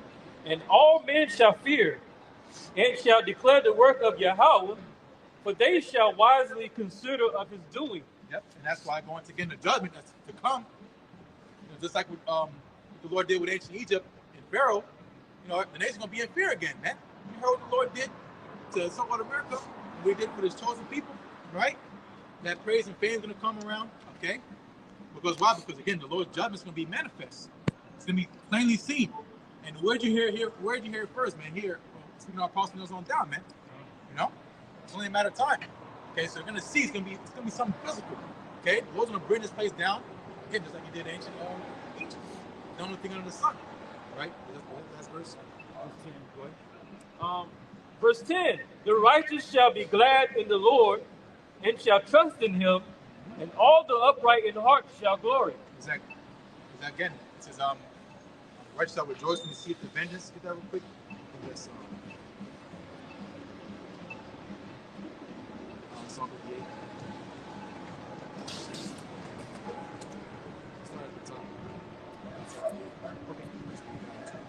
This is the book of Psalms, chapter 58, and verse 1. Do you indeed speak righteousness, O congregation? Do ye judge uprightly, O ye sons of men? Right. Yea, in the heart ye work wickedness, ye weigh the violence of your hands in the earth. Yep, and that's what he does. Esau's heavy-handed in wickedness. Weighing violence on the earth. Drilling in the earth. Let me get some more oil so I can get what? So I can get more rich. You go over there in Africa, cause a coup so I can come in and get the diamonds. You know? Set up a puppet leader so he can pay me. Right? That's weighing the violence of the earth in your hands, man. You know? Because why? Because again, covetousness, you can never have enough. Again, this man is the richest he's ever been. Continue piling more riches, and he's still not satisfied. This is a man that should not be running the earth, okay? Because everybody else suffers. Talk about the wealth gap. It's going to get any closer between the rich and the poor? Nah, man. It's going to get wider and wider, okay? To where you're going to have to sell yourself via this MOTV device, man. because you can't afford to live no more. No? Go ahead. The wicked are estranged from the womb. Yep. They go astray as soon as they be born, speaking lies. Yep. What does it mean to go astray? It means to turn away from the Lord. You know? Because why? It's not in him to do right, man. He chose evil. He had the opportunity, he had ample opportunity to be righteous, man. To do something good on the earth. Right? To turn back the evil he's done and the track record he has perpetuated on the earth, man. But what does he do? Nah, I'm just keep on going. He's doubling down, tripling down. You know, quadrupling down on evil, man. Even to the point he's going to take it so far, he's going to fight against the Lord in the air. What does he think about you on the earth? If he's going to fight the Heavenly Father's only begotten Son, man. That's how little he thinks of you, man. If you're going to try to touch the Lord's anointed, okay? Put hands on the prophets, and then fight against the angels, man. Okay? And the direct intervention of the Heavenly Father's only begotten Son, man. Again, so what does he think about you, man? What? Their poison is like the poison of a serpent. Yep. They are like the death adder that stoppeth her ear. You think about poison, you know, some poisons, you know, they strike quick. A lot of poisons, they take their time, man. Talk about neurotoxins, man. What does a neurotoxin do? It paralyzes you until you can't move no more. It's a slow progress. That's what a snake has to do, is just bite you one time. And then what does he do? He just watches you, bites you whimper, right? You lose all motor function, and what does he do? He swallows you whole. Okay? And that's what he does with his philosophies. It's a slow death. Okay? It's corruption is. Think about rust. It takes time. You know? And that's how he is with his wickedness, man. Just get it, all he needs is a little bit. He needs to get close enough to you to put it in you, right? And then the job's done, man. Okay? And it says the death adder stop at the ear. Again, you don't want to hear nothing good, man. Okay? Try to give some good advice. You know? Think about, because if he was a smart man, he'll think about Nineveh. What did Nineveh do? They repented. You know? They went a whole citywide fast. Right? Even the animals didn't eat. And they bought some time, man. He's not going to do that. Because he found no place of repentance. You know? Verse 5. Which will not hearken to the voice of charmers, charming never so wisely. Yep. So to say they're positions of no value. Break their teeth, O power, in their mouth. Break out the great teeth of the young lions, O Lord. Yep. And again, that's Esau. It's not supposed to say the devil has a roaring lion, walked about seeking whom he may devour. You think about a lion's strength. Yeah, he might swipe you, whatever. You know, they got strong legs. They can jump high. They can run pretty fast. But the lion's strength is his teeth. What's a lion without teeth? He can scratch you all up, but he can't eat you. Right? So again, going to the teeth of the enemy is his military. Right? His military might. Right? Which went to how he subdued the nations. He beat them down, man. Okay? His weapon technology and his military might. You know? And then after he brings the legislation, man. You know? So again, we're asking the Lord to break his teeth. Right? Break his strength. Right? Bring them down. What? Let them melt away as waters which run continually. When he bendeth his bow to shoot his arrows, let them be as cut in pieces. Yep. So if many try to put hands on the Lord's chosen, guess what's going to happen? You get the reaction you anticipated. You're going to get hands put on you, man. All right? Eye for eye, tooth for tooth. You read that? All right? That's the funny thing. I'm again going to this man being a hypocrite. I thought he stood for liberty and justice and truth. That's all a lie, man. Because his scales, they're not balancing righteousness, man. Okay? They're balancing wickedness. What? As a snail which melteth, let every one of them pass away, like the untimely birth of a woman, that they may not see the sun. Yep, so it means to be cut short. Okay? Again, quoted Revelation 12 and 12. Because he knows he has it for a short time. He said the doomsday clock moved. Yep. What did I tell you, man? Something's going to happen. Right? They keep talking about this great reset. Something's going to happen, okay? They think it's going to be in their favor. That's why they worship the phoenix, right? Coming from the ashes, right? Rising up stronger, sacrificing itself. That's what the phoenix is. It sacrifices itself to come back stronger. Elon Musk is already quoting that this is going to be the new Rome anyway. Exactly. Yep. This is Psalms 58 and 9. Before your pots can feel the thorns, he shall take them away as with a whirlwind, both living and in his wrath. The righteous shall rejoice when he seeth the vengeance. He shall wash his feet in the blood of the wicked. Yep. And again, going to the victory, man. You know, we're gonna get this. We're gonna get the sweet victory at the end of all this, man. Okay. You know, we're not gonna be touching blood because that makes you unclean, right? You know, but meaning again, we're gonna stand over you. We're gonna win, all right? And we're gonna rejoice. We're not gonna feel bad crying because Esau is taken down, all right? It even says the nation shall rejoice, man. Right? When the wicked are brought down, man. Right? They break forth singing for the sake. Right? When the wicked are in power, people hide and run. Okay? But when the righteous are in power, people sing, man.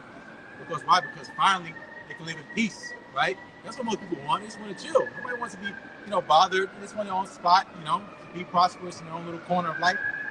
But, again, the devil don't allow you to do that, man. So that a man shall say, verily there is a reward for the righteous.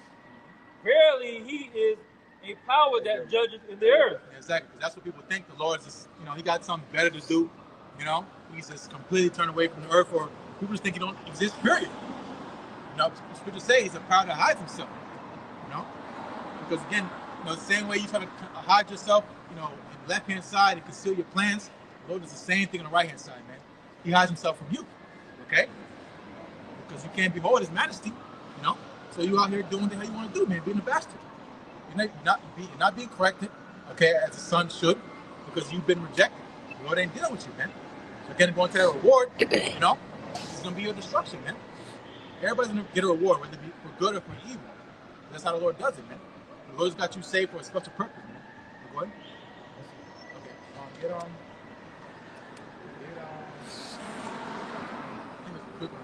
It's like, go to them and seek deep out their counsel. I think it's Isaiah 29:18. Because you can't hide from the Lord, man. Okay? And then get Sirach 10, it says, I'll go to 10,000 kilometers.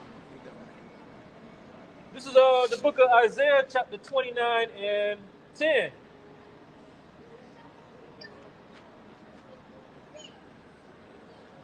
For the Lord hath poured out upon you the spirit of deep sleep, and hath closed your eyes. The prophets and your rulers, the seers hath he covered. Yep. What's that? This is a good one too. This is the book of Isaiah, chapter 29 and verse 15. Woe to them that seek deep to hide their counsel from the Lord, and their works are in the dark. And they say, who seeth us, and who knoweth us? Yep. Why? Because again, the wicked believe that their plans are hidden. They think the Lord don't see. Okay. And again, the simple understanding is, hey, the Lord sees everything, man. Again, going to Esau on his left-hand side wisdom, he thinks he can hide himself from the Lord, man. It's a foolish thing to believe, man. Get that. It's Sirach 23. About 23:19. Yeah.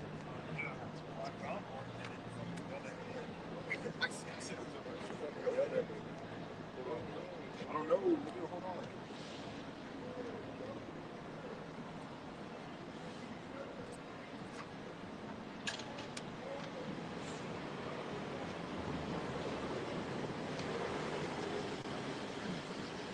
Yeah. This is the book of Sirach, also known as Ecclesiastes, chapter 23 and verse 19. Such a man only feareth the eyes of men, and knoweth not that the eyes of the Lord are 10,000 times brighter than the sun, beholding all the ways of men, and considering the most secret parts. Exactly. Like it says in Jeremiah, like the Lord says he's a power in hand, man. Meaning he's always involved in what's going on the earth, man. In one way, shape, or form. Nothing gets past him. Not a rumor, not a whisper, not even your own inner thoughts, man, gets past the Lord, man. Because again, going to his eyes, right? It's angels, man. The angels that go to and fro, going in between the spiritual realm and the earth, beholding what's going on the earth, man. Giving a report. All of a scout team, man. The Lord gets a report, and what does he do? He makes judgment. Again, as far as what's happening on this earth, it's already set in stone. The place is going to be destroyed. So it don't matter what you do, hiding your plans and all that stuff. The Lord already knows what you're going to do. We know what you're going to do, man. what's the point? This is Jeremiah 23 and 23. It says, "Am I a God at hand, saith the Lord, and not a God afar off? Can any hide himself in secret places, that I should not see him? Saith the Lord Yahweh, do not I fill heaven and earth, saith the Lord." So not I feel heaven and earth, meaning his influence. You know, everything that goes on, past, present, and future, it involves the Heavenly Father, Yahweh, Hashem, Yahweh Shai, man. Okay? So, you know, you can call it random, you know, the day, however it went, you know, you can call it coincidence. You know, everything that happens is all through the inspiration of the Lord. Okay? Meaning it's been written. It's below and beyond the potent if everything was random, man. You hit the random button. Even when you hit random, there's no such thing as random, man. It's an algorithm. Right? Random can be programs, meaning again, someone controls random, right? Same with time and chance, meaning probability. That's what the Lord controls, man. Okay? I got one more back there. So Psalm 94 and 7, "Yet they say, the Lord shall not see, neither shall the God of Jacob regard it. Understand ye brutish among the people, and ye fools, when will ye be wise? He that planned the ear, shall he not hear? He that formed the eye, shall he not see? He that chasteneth the heathen, shall he not correct? He that teacheth man knowledge, shall he not know?" Yep. So again, going to nothing gets past that Heavenly Father. Okay? He made your ears. Okay? He made your eyes. Right? He made you to understand wisdom. Okay? The stuff that you have learned on the left hand side, as far as your wickedness. Who taught you that, man? When you go in and do all these seances and clicking your heels 3 times and drinking blood to get inspiration from the left hand side, them demons, right? Get the insight. Who do you think sends them? Okay? It's that your father, man. And then you go to the second chapter, man. It says the children of the Most High, present himself before the Lord. Okay? Satan came. Satan them counsels too, man. Okay? There's nothing to fear besides Yahweh Shai, man.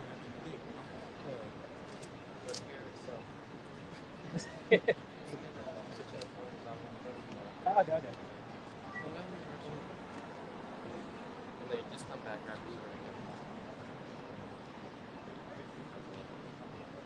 We're gonna change tunes a little bit. You know, brother's been getting on Esau, Edom. You know, the so-called white man today, the great accuser of the brethren. You know, we're gonna switch it up a little bit. You got it, bro. So 1 Thessalonians 5, verse 1. "But of the times and seasons, brethren, ye have no need that I write unto you. For yourselves know perfectly that the day of the Lord so cometh as a thief in the night." Yeah, the times and seasons, you know, the times that and seasons that we're in now. You know, we've been starting with the apostles and elders, a great millstone, measuring the times, you know, being aware, being conscious of what's going on in the earth.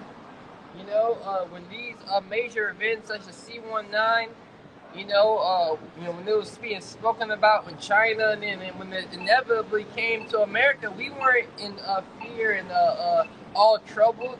No, Yahweh Shema Shai told us that these things will happen in the earth, and more evils than that which has been seen is going to happen hereafter. What's that? 2 Ezra 7, and like I want to say it's like 50, something like that. But it says, "Of the times and seasons, you know, brethren, ye have no need that I write unto you, for yourselves know perfectly that the day of the Lord so cometh as a thief in the night." The Lord, Yahweh Shai, you know, is going to start to pour out judgment upon these people unawares because they are not watching. You know, we're living in the days of Noah all over again, where people are eating and drinking, you know, marrying and giving in marriage. Everyone is living it up as if things are just going to continue on as they have throughout all ages. But that's far from the truth. John. It's 2 Edges 14, verse 16. It says, "For yet greater evils than those which thou hast seen happen shall be done hereafter." Okay. Oh, yeah.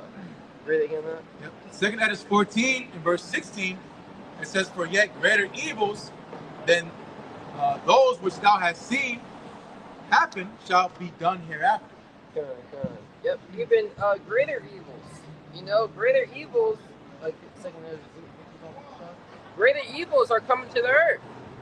You know, everyone thought it was bad during the C-19, 2020. But greater evils are gonna come. This man, DJ Trump, since he's coming to office, what has he been preaching about? What has he been talking about? Peace and safety. And he said, "Oh, the economy is gonna get better. It's gonna be more jobs. More people are gonna be happy. More people are gonna have money in their bank accounts." But that's just a transfer of wealth because we're entering into a time of super inflation.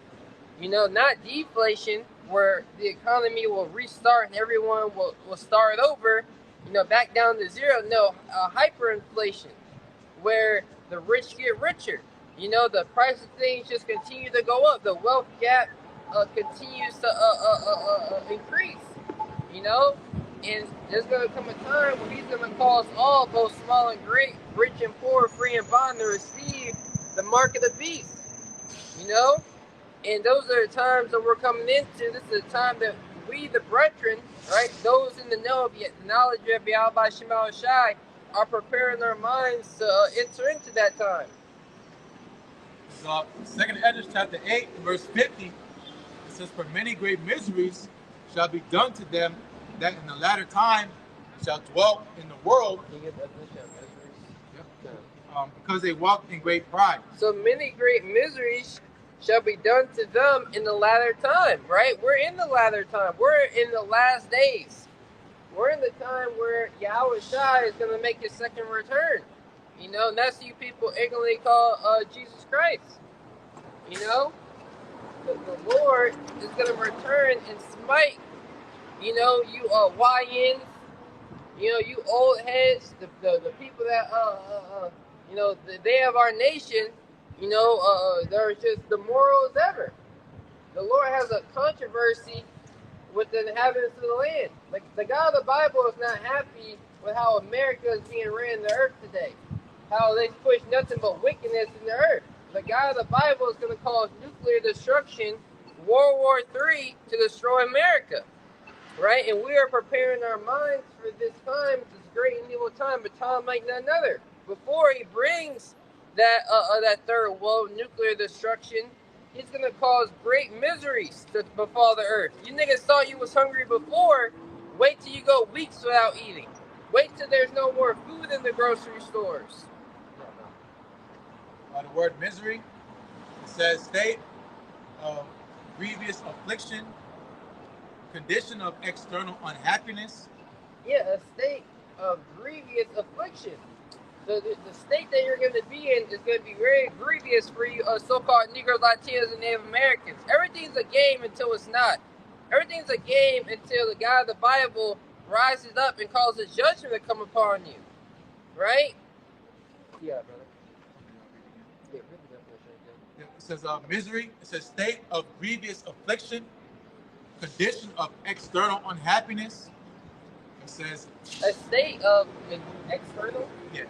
Yeah, external unhappiness. You're gonna be able to see how unhappy these people are. They're gonna be out here sighing, crying. There's a cry for wine in the streets. People are gonna be out here looking for answers, but the answers have been here the whole time. Yahweh Shema Shai has sent forth his servants, the prophets, to warn you so you can get your mind right, so you can take heed to the warning. Danger is ahead. You got it, brother.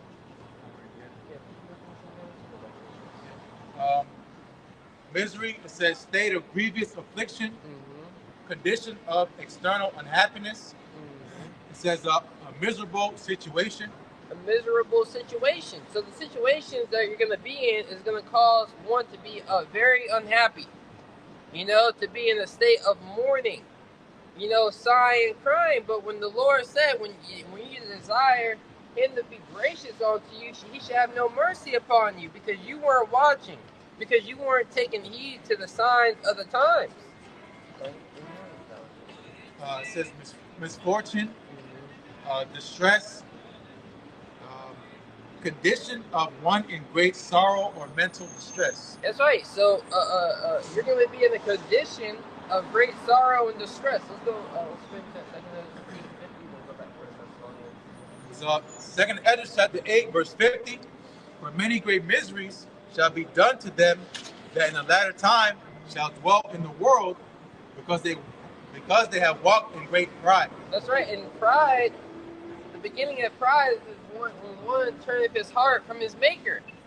You know, so the people's minds, especially our people, the so-called Negro, Latinos, and Native Americans, your mind is not towards your maker, it's not towards Yahweh Shema Shai.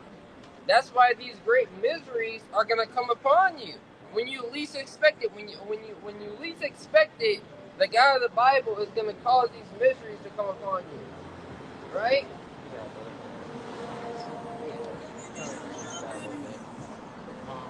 This is 1 Thessalonians 5 and verse 3.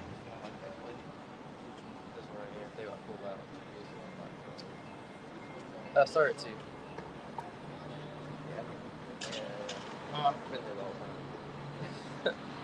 1 Thessalonians 5 verse 2, it says, for yourselves know perfectly that the day of the Lord so cometh as a thief in the night. Yeah, we know. Get St. John 15:22. We know that the day of the Lord so cometh as a thief in the night. And that's what we're out here giving you warning.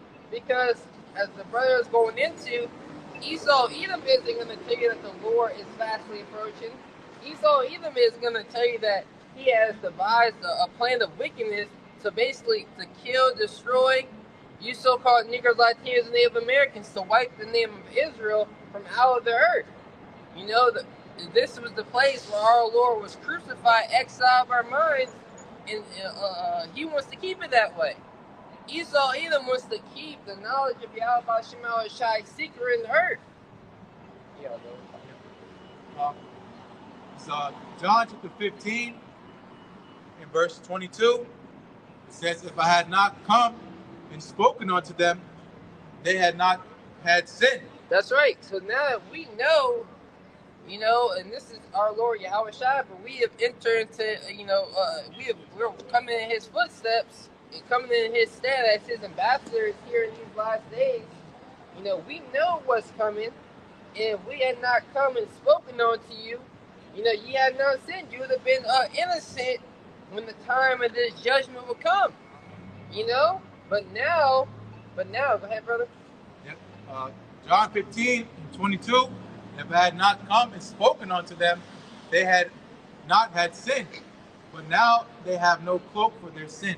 But now they have no cloak for their sins. You so-called Negroes, Latinos, and Native Americans aren't going to have any excuse, you know, to why you didn't get right, why you didn't repent. You know, when you get bitten by that serpent, I didn't know he was a serpent. We've been telling you he was a serpent. We've been telling you that his master plan leads to you taking a micro seed to continue on in this society. You know, the Lord putting the spirit on this man, right, to be the whooping stick, you know, of you so-called Negroes, Latinos, and Native Americans for your disobedience, right? Scripture said what? He beareth not the sword in vain. If thou doest evil, beware. You know, because he beareth not the sword in vain. And a lot of our people are doing evil and wickedness in the earth. When you turn on the TV, which I don't even recommend you watch any TV shows, because Jake is a mo. In all these TV shows, you know, sodomy is at an all-time high. You know, sodomy is something very wrong.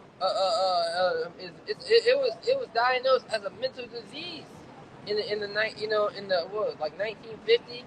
you can look it up, but it was if you were a mo, it was a mental disease. But now it's accepted. Now it's praised. You know. Yeah, bro. It's 1 Thessalonians 5 verse 3. It It says, "For when they shall say peace and safety, then sudden destruction cometh upon them, as travail upon a woman with child, and they shall not escape." That's right. When they shall say peace and safety, and a lot of our people have been lulled back to sleep. You got some Jakes. We can't trust.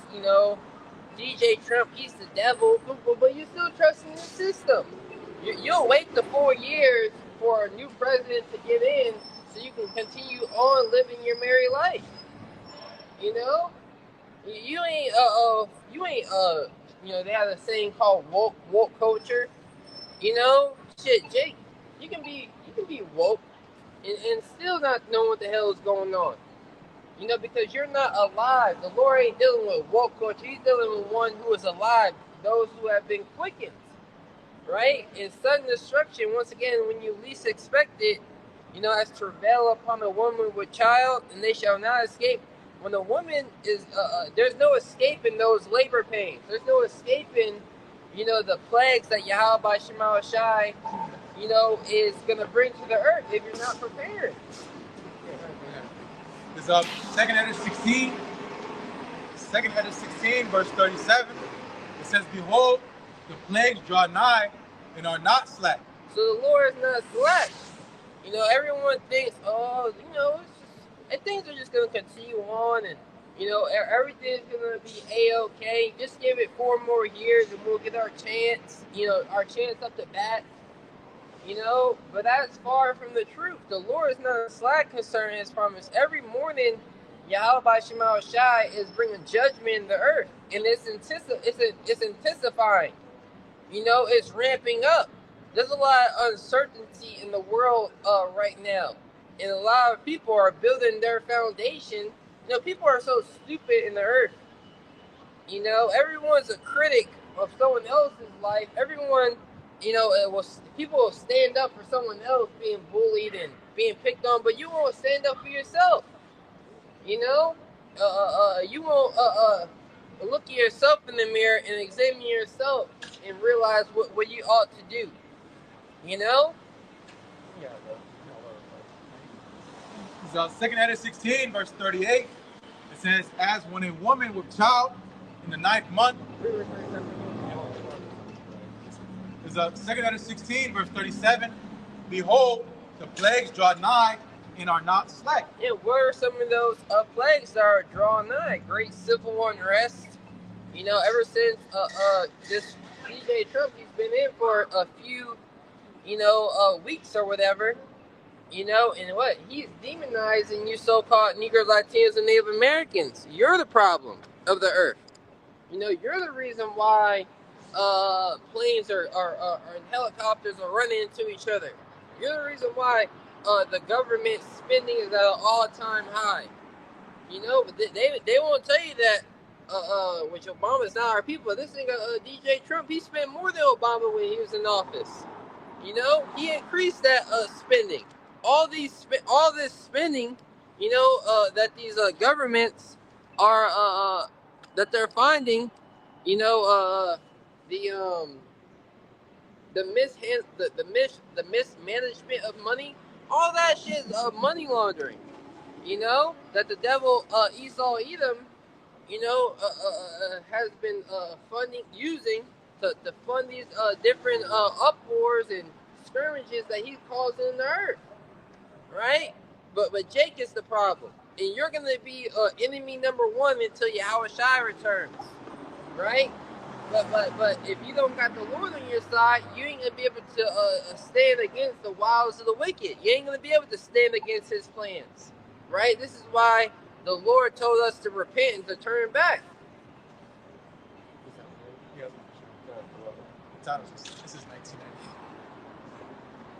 Oh yeah, I probably did put that. Yeah, it gets all over the place. Yeah, brother. Yep. Let me read 37 again. Yeah. It's 2nd Edda 16, verse 37. It says, "Behold, the plagues draw nigh and are not slack." So taking up the brother, here it is, getting that promise you peace and safety. Where the Lord's program says He's bringing plagues, like as Egypt, like in ancient Egypt of old, man. So He can say peace and safety all He wants, but plagues are still on the program for the Lord, man. So 2nd Edda 16, verse 38. as when a woman with child in the 9th month, bringing forth her son. Yeah, and when a woman who is with child, you can see clearly she is pregnant.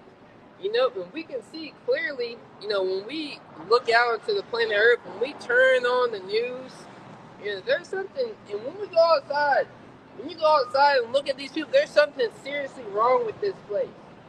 You know, you think we're gonna have dark and gloomy days in Jerusalem? You know, when we in power? Hell no. Days like this, you know, this weather is out of whack. All the foundations of the earth is out of course with this man ruling. You know, so there's something clearly wrong with this place. There's a sickness going on in the earth. You know, what did the dude from the Matrix say? You know, you Edomites are a disease. You know, you go one place, use up all the resources, then you move on. You know, look at these people. You think there's not anything wrong with this place? There is. And the plagues that are coming, the famine, you know, food shortages is coming to the planet Earth. Famine, you know, pestilence, more scamdemics are coming, more transfers of wealth, because Esau Edom is building up that war chest. You know. Yeah, brother. 2nd Ezra 16, verse 38, when a woman with child in her 9th month, bringing forth her son, for 2 or 3 hours of her birth, great pains compass her womb, which pains, when the child comes forth, they slack not a moment. That's right, and these labor pains, you know, fanning, the Lord is having these things, these events happen in earth to fan the flames, you know?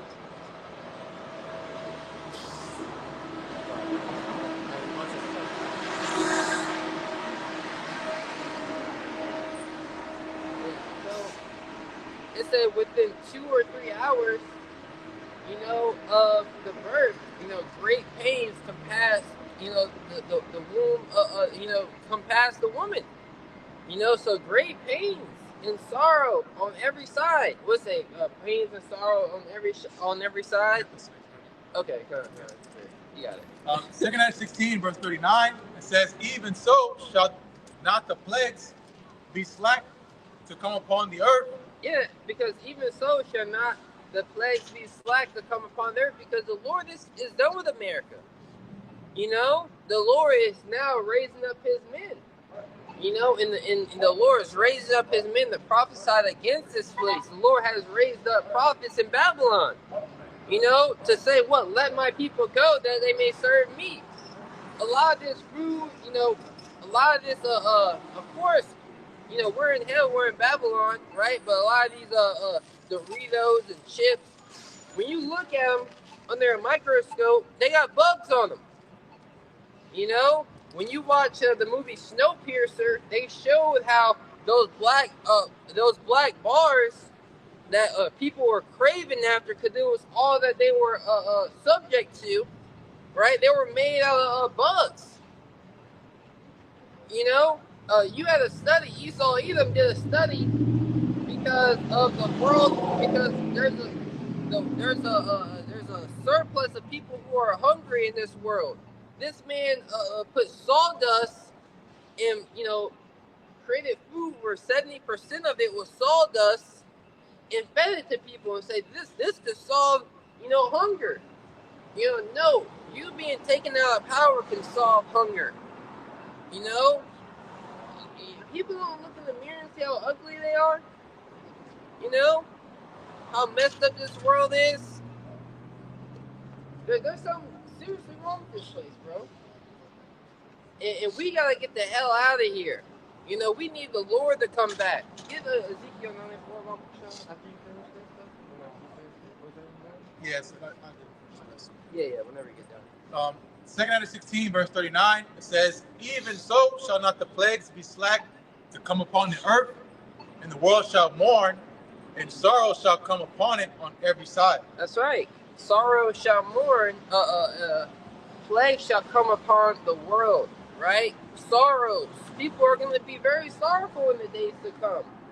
You thought the Great Depression? I was watching a documentary about the Great Depression. They said if you had $1 million in your bank account, you were counted amongst the poor. You know, so really, they show you in these movies like Kingsman. Make sure you don't get on the They show you. You know, they show you in like Kingsman. They had a small group of the elites. You know, even certain family members of the elites. No, you're not in there. Even certain family members of the elites are going to be through and finished out here. You know? So the Lord is really going to cause sorrow and great mourning all over the planet Earth. You got people that want to flee the country. You know, if you go to Canada or Mexico, well, if you're a woman that goes to Mexico, you know, you're going to be, you got a lot of people fleeing to these other countries. You're going to be singled out. You know, Jake and leaving, going to Thailand, going to here, you're going to be the only nigga there. You know, and you ain't going to be, you know, taken care of during those times. Then you're going to be demonized. Because these plagues, you know, are going to follow you. Yahweh Shema Shai is going to make sure that you so-called Negro, Latinos, and Native Americans, no matter where you are on the earth, you're going to be catching hell during this time of Jacob's trouble. The bulk of it, the height of it is going to be here in America. But all over the world, the hour of temptation is going to hit the whole world. Yeah, Ezekiel 9:4. So Ezekiel chapter 9, verse 4.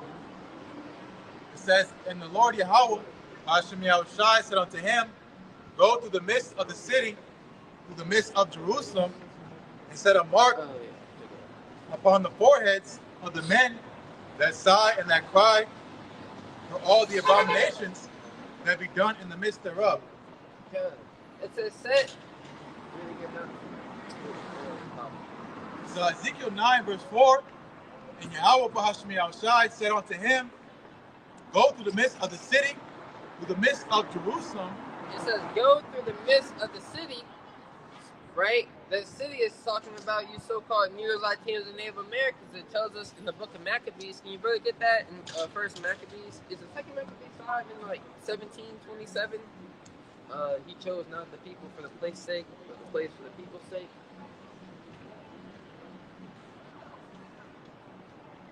Like 5 and 27. Is that the second Maccabees? I believe so. It might be First Maccabees. Yes. The second Maccabees. Second. Second Maccabees. Yeah, like 18 or 19. 19. Yeah, 19. Okay. This is the book of 2 Maccabees, chapter 5 and verse 19. "Nevertheless, Yahweh did not choose the people for the place's sake, but the place for the people's sake." That's right. So the people make up a nation. You know, not the land itself, but the people, right? And the holy people, you know, which we are going through the midst of Jerusalem, the holy nation, and the Lord, we're out here in the highways and the hedges preaching the word, and the angels are searching the earth. The Lord said what he would search Jerusalem with candles and see what men are set upon their leaves, saying the Lord, saying in the heart, the Lord shall not do evil, neither shall he do good. You know, so people really believe that America's is going to stay on top forever. Every kingdom has fallen. Every great empire has fallen. America is nothing but an empire. You know? And the Lord has set that mark to be exempt from judgment. You know, get Acts 18 and 29, or 17 and 29. You know? It's commanded all men everywhere to repent.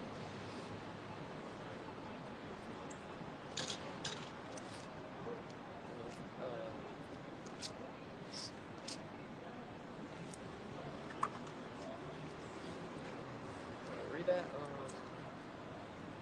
page. Go. Start 30. Just go 30. Okay. This is the book of Acts, chapter 17 and verse 28. 30. Acts chapter 17 and verse 30. In the times of this ignorance, Yahweh winked at. Yeah, there was a time where we were ignorant to who we were. Now everybody knows who the Israelites are. It's not spoken about because it's not spoken in a good light. But everyone has seen, Jake is going viral. You think Jake ain't watching basketball? The Lord put a reprobate spirit upon IUIC to go march. But that was all to mark Israel at the same time. The Lord, when the master chess player makes a plan, moves a piece on the board, it's for more than just one purpose. So the Lord has set up these other camps, for more than just one purpose. It was also to mark you Jakes. Now you supposed to inquire we're the Israelites, we're God's chosen people. Well, what does that mean to be an Israelite? What does that mean to identify as an Israelite? Well, you mean you gotta keep the Lord's ways. At the very least, they're telling you to keep the Lord's commandments. You're supposed to inquire. You're supposed to go into your prayer closet and pray to the Lord and ask Him to show you the way. Right? So at the time of this ignorance, because the apostles and elders, have been out there for 30 plus years, even before that. This truth had been mainstream. The names of Yahweh Shema Shai has been speaking in the earth. So where your uncle, when you tell him, did you know we're Israelites? Oh yeah. Young and I heard that I heard the world was gonna end in the 70s when I was young. They know. Jake know. There is no excuse. So at the time of this ignorance, the Most High winked at when we didn't know, when we were going off committing iniquity, sin upon sin. The Most High was like, all right, well, I'm gonna give them time. I'm gonna send them saviors. I'm gonna send them men with my words, right? What was that? Obadiah shall send saviors, upon the Mount Seir. Judges. The Lord set up judges in these last days. The priest lips should keep knowledge, and thou shalt hear the law in his mouth, for he is the messenger of the Lord of hosts. But now commandeth all men everywhere to repent. But now he commandeth. So it's a commandment that you return to Yahweh Shema Shai and repent. The Lord is not asking you to repent. No, He's giving a strict commandment on what ye ought to do to avoid punishment and how ye ought to live down here upon the earth, right?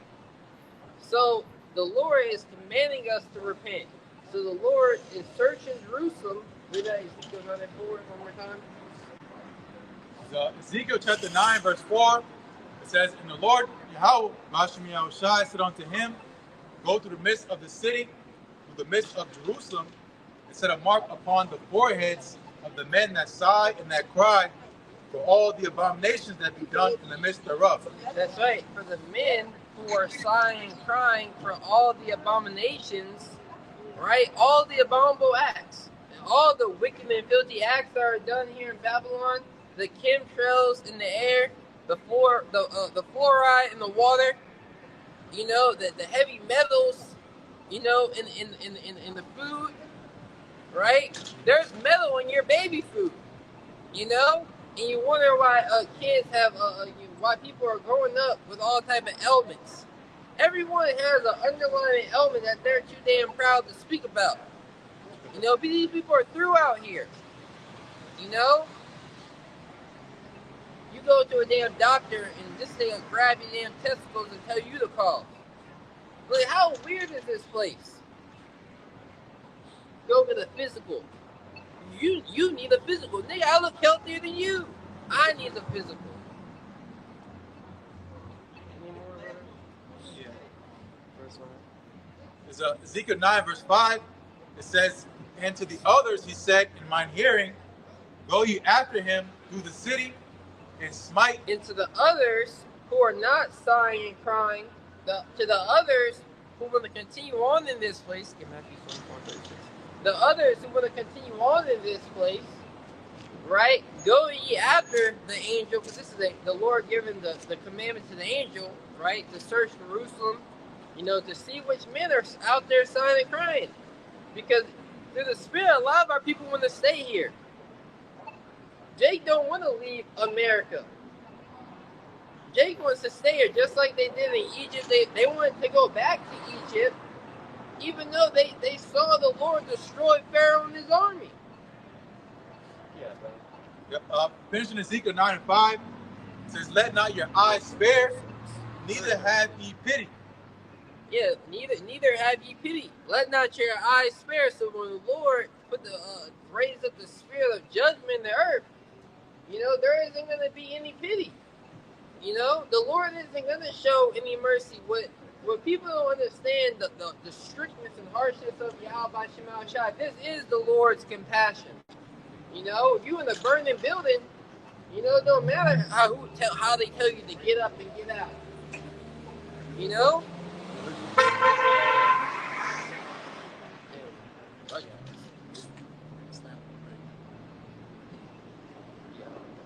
Ezekiel 9 verse 6, slay utterly old and young. Yes, slay is the past tense. Basically, slay means to slaughter. To kill. Slay utterly. Right? Go ahead, brother. Yep. Ezekiel 9 and 6, slay utterly old and young. Old and young. Right? Because the Lord is no respecter of persons. Yahweh Shema Shai don't care if you're old, if you're young. Everyone's gonna have to give an account for what they've been doing down here upon the earth. What was that? Whole 1 Timothy 4:1, I believe. Yeah. Yep. Finishing Ezekiel 9 and 6, it says, both maids and little children and women. Both maids. Maid is a woman of marriageable age. Supposed to be a virgin, right? A young woman, right? Both maids, little children, young men, and women. So in all ages and ranges, male and female. The Lord is going to judge this place, and we're to preach the gospel of the kingdom onto you, the good news, so you can get excited. Because the good news is there's a safe passage. There is a way. How you can escape. The coming tribulation. There is a way that you can escape the coming judgment that Yahweh Shema Shai is bringing to the earth.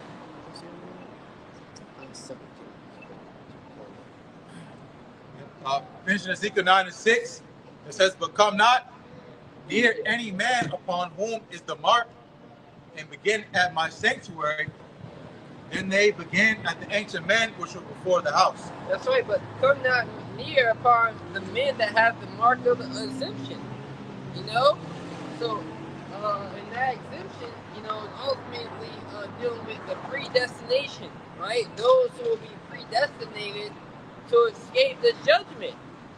And those who are at the Lord's sanctuary are those who know about the truth.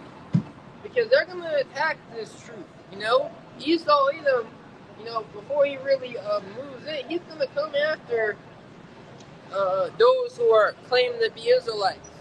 Those who got Hebrew Israelites in their Instagram bios. Those who are sharing videos on the Facebook pages. Who's speaking about the sons of Jacob, pretty much. They're gonna come after you. If you ain't right in the spirit, if you ain't really, down for Yahweh Shema Shai, in your day-to-day life, and you're just putting on the front for social media, for other men to see you, the Lord is gonna judge you, and you're gonna be called up out here.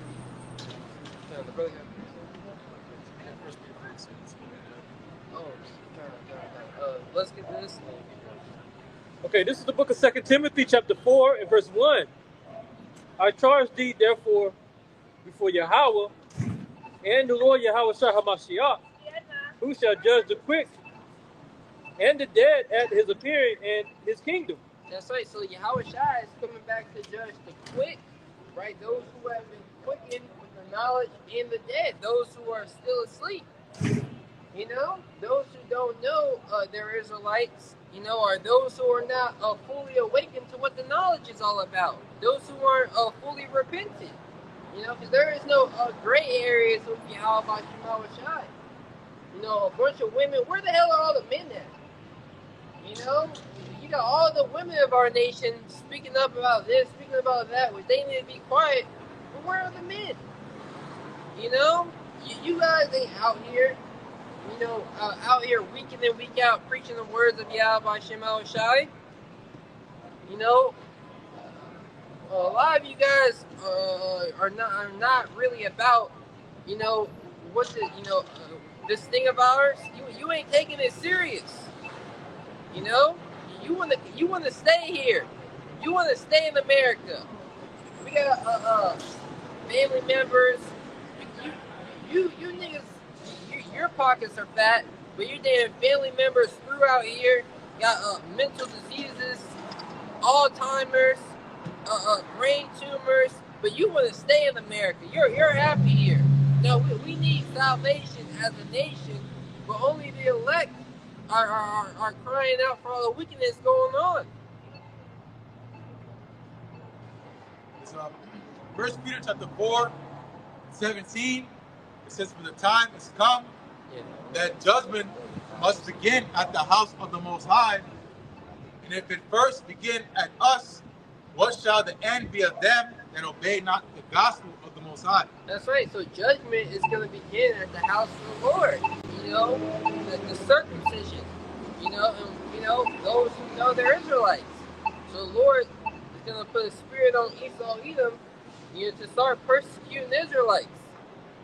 You know, the Hebrew Israelites, which, you know, they've been saying it. I believe right before Biden got out of the office, there was this, he was talking about how we need to get those guys off the corner. You know, we need to get those guys who are speaking against, you know, our democracy. You know?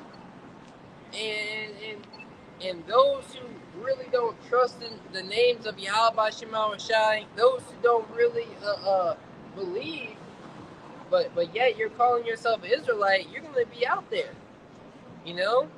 But if judgment begin at us, you know, what shall be the judgment of those who obey not the gospel, who obey not the good news, right? Who are not fearing the Lord, right? Serving Him in sincerity and truth. What are you going to do in that day? What's going to be your defense? You're not going to have a defense, you know. 1 Peter 4 and 18, it says, "And if the righteous scarcely be saved, where shall the ungodly and the sinner appear?"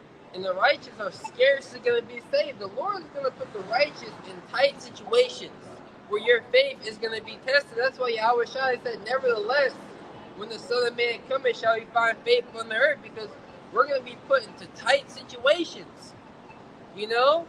And we're going to scarcely be saved, you know, by the skin of our teeth. You know, scarcely, hardly. You know, it's going to be, the righteous is going to be put in situations where it's going to look like there's no hope. But yet, salvation is going to come. Yet, a standard is going to be lifted up.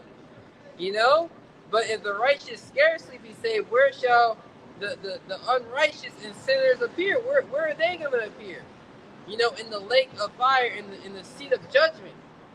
You know, and the judgment for the wicked of our people is going to be cruel. The Lord cometh cruel, both with wrath and fierce anger, right, to lay the land of Babylon the Great desolate. And when we look at that word cruel, it goes to be willfully causing pain or harm. The Lord wants to cause pain and harm to you people, right? But He's bound by His word. He's bound by His prophecies.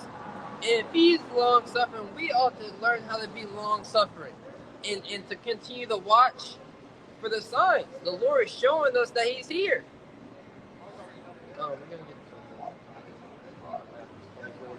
you guys, okay? This is the book of Matthew, chapter 24, and verse 22. "And except those days should be shortened, there should no flesh be saved." Oh, sorry, 32. Oh, my bad. This is Matthew, chapter 24, verse 32. Now learn a parable of the fig tree. Uh-huh. When his branch is yet tender and putteth forth leaves, ye know that summer is nigh. That's right. So you can look at a fig tree, right? And there's certain, it starts to bloom and blossom, around a certain time of the year, right? That so you can see and say, okay, well, summer is near. Well, we're looking at the earth, we're seeing the process of Yahweh Shema shall speaking in the earth. At the end, it shall speak and not lie. You see men raising up, with Bible in their hands, repenting. The children, right? You guys say 8 in verse 9, 16, 17. The children whom I have given you for signs and wonders in Israel. Read that verse again. Okay, this is Matthew chapter 24 and verse 32. Now learn a parable of the fig tree. When his branch is yet tender and putteth forth leaves, ye know that summer is nigh. So you see these signs in the earth, and the biggest sign the Lord is giving is the sign of the prophet Jonas. Men of your nation telling you to repent. When have you ever seen this? Your pastor ain't leave the church houses. The nigga suit that costs as much as your rent. The nigga's wearing a suit every weekend, an outfit that costs as much as your little Section 8 rent. But he has the audacity of passing around a collection plate so you can keep his lights on. No, this is the message. Flee ye out of the midst of Babylon and deliver every man his soul. You gotta come out of this place. The way of thinking, the wine of this place has really poisoned the minds of this people. It's Isaiah chapter 8, and verse 18. It says, "Behold, I and the children whom Yahweh, Bashim Yahushai, have given me, are for signs and for wonders in Israel, from the Lord of hosts, which dwelleth in Mount Zion." That's right. So this is one of the signs. Men preaching the Bible, telling you about the things that are coming in the earth, right? Go back to Matthew. Yeah, and not only preaching the Bible, but preaching the truth. We've been telling you that Esau, Edom is not to be trusted. Now you got ICE knocking on your door. I forgot what state it was, but there's a state that said if ICE, comes to basically we're not complying with what the government is saying. Civil unrest is coming. It's 2 Democratic states, I know that much. Yeah, it was Democratic state. Which when you look at these Democratic states, really they're dying. Cities, those Democratic cities. Look at fucking California. That city is literally dying. Where there's homelessness. When you go to some of these states, why do you think so many people are moving? You think everything is fine? There's places here in America where you go down, the houses are boarded up, they're broken down, they're finished out here. The city of confusion is broken down. The Lord is breaking this place down systematically. Okay, this is Matthew 24 and 33.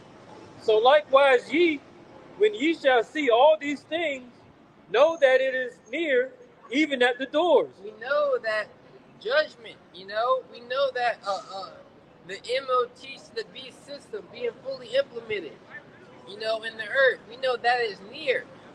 You got OpenAI, DeepSeek, all these companies, but people who are invested, okay, well these chips are just, they're here for people who play video games, but it's deeper than that. It's deeper than video games. You had Meta and Google. You had Google with their augmented reality goggles. Because the quality of life is so low, people want to put on these goggles to make life just better. The quality of life is low because the devil is ruling because order is not set up in the earth. You know? Yeah, brother. Matthew 24 and 34. Verily I say unto you, this generation shall not pass till all these things be fulfilled. This generation, right? The generation that is on the earth today shall not pass away until the words of Yahweh Shema Shai are fulfilled, right?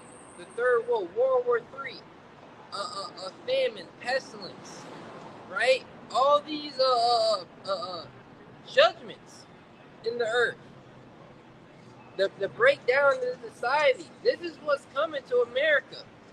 And we sound like a broken record because we come out here every weekend and read the same scriptures to you. We come out here and warn you that America isn't gonna continue on. That America has an end. You know, the stages of an empire is about 10 generations or 250 years. Well, America is coming to the latter end of their empire. You know, moral decay.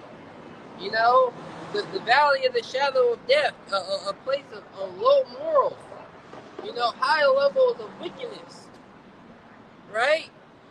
Where people are just through out here. This is what's happening in the earth.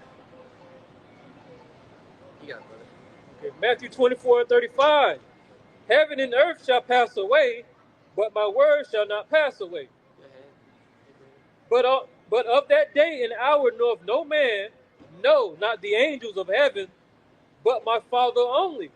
That's right, but there's been given signs to see when these things are going to happen. The Lord gave signs for you to measure, you know, to say, okay, well, the Lord's coming soon, so I got to be more on point. We got to be more on fire for Yahweh Shema Shai. You know, we got to be more passionate about the truth. You know, zeal, right? We should have a zeal, right? Our lamps burning. You know, you had the virgins that were wise that took oil in their lamps, that had their lights burning. Well, our light is Yahweh Shai. And Yahweh Shai is burning in our hearts. We have a fiery passion to want to see Yahweh Shai. We actually want to see our Maker. You know, we want to see Yahweh Shai. Right? We're not scared of these judgments that are coming to the earth. We're not scared to see the Most High show Himself in the earth. We are actually crying for the Lord to show Himself. What's that? Psalm 86 and 1. The book of Psalms, chapter 86.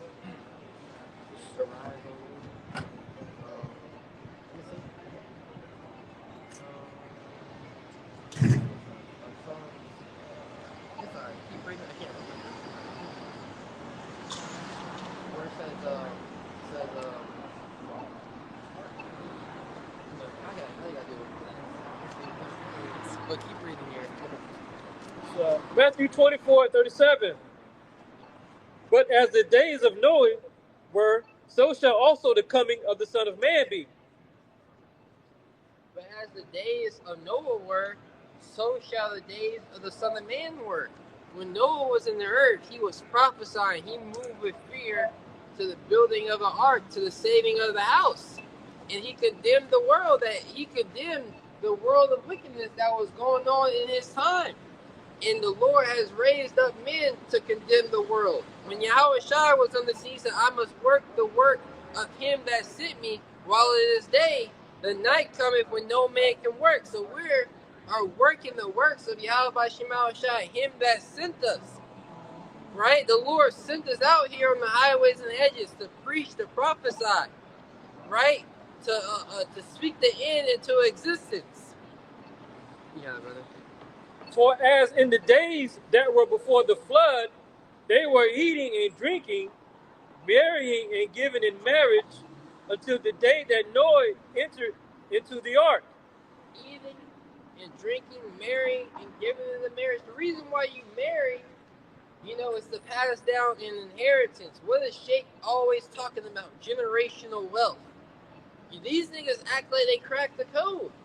Do you not know $1 million today is not $1 million what it was in the 1900s?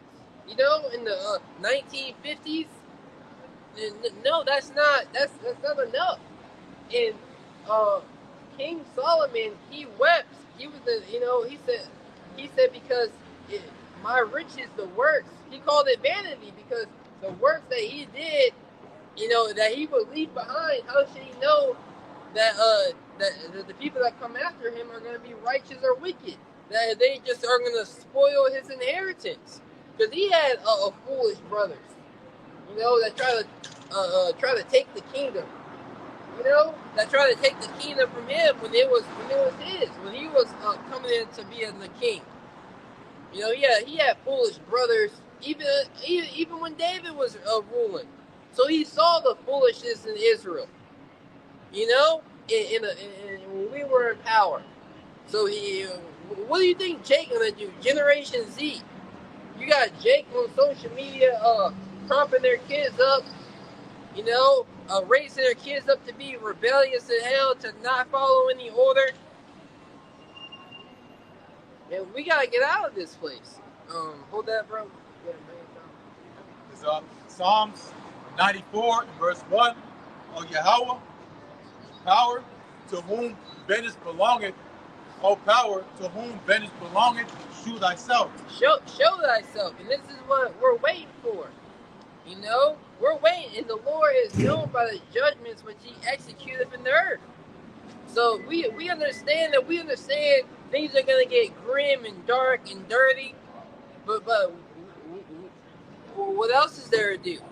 This is the Heavenly Father's will. I'd rather take the burden of being a warrior every hour of the day than to face the judgments that you people are going to face. You're going to be thrown out to the front lines of this spiritual war without any armor on. You're already in the spiritual war without any armor on, but it's gonna get physical. You're gonna think that that your weaponry is gonna save you. You got a freezer of food. You got a house built on electricity. But what happens when the grid gets shut down? How are you gonna cook? How are you gonna make food?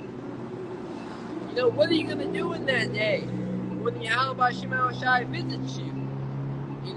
We're pleading to the Lord, because we have wisdom and knowledge. And we understand that's going to be the stability of our times. We have the names of Yahweh Shema Shai. We have the Lord on our side, which is a strong tower in the day of help, in the day of trouble. But you eating and drinking, continue on as if everything is going to continue. You're not preparing yourself for the battle, right? And we're asking the Lord to show himself to whom vengeance belongs. The Lord is going to bring vengeance and judge the wicked of his people. It is rightfully so. Yeah. Psalm 94, verse 2. Lift up thyself, thou judge of the earth. Render a reward to the proud. Render means to give. So give a reward to the proud. Show thyself. The Lord is being too modest with his power. The Lord could shake the heavens. The Lord could have a sinkhole open up and swallow any part of the earth. He did it in the wilderness. He's going to do it again. The new signs and new wonders is the Lord going to bring to the earth. I believe it was the locusts. When the Lord sent the locusts to the plague to ancient Egypt, that was a new wonder in the earth. That had never been the like. So the Lord is going to show new signs and new wonders in these days.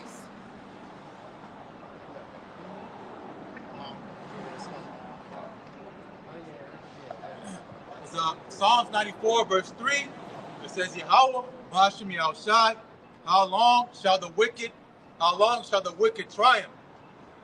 Verse 4, how long shall they utter and speak hard things, and all the workers of iniquity boast themselves? Yeah, all the way from Esau, Edom, down to the wicked of our people who are following his footsteps.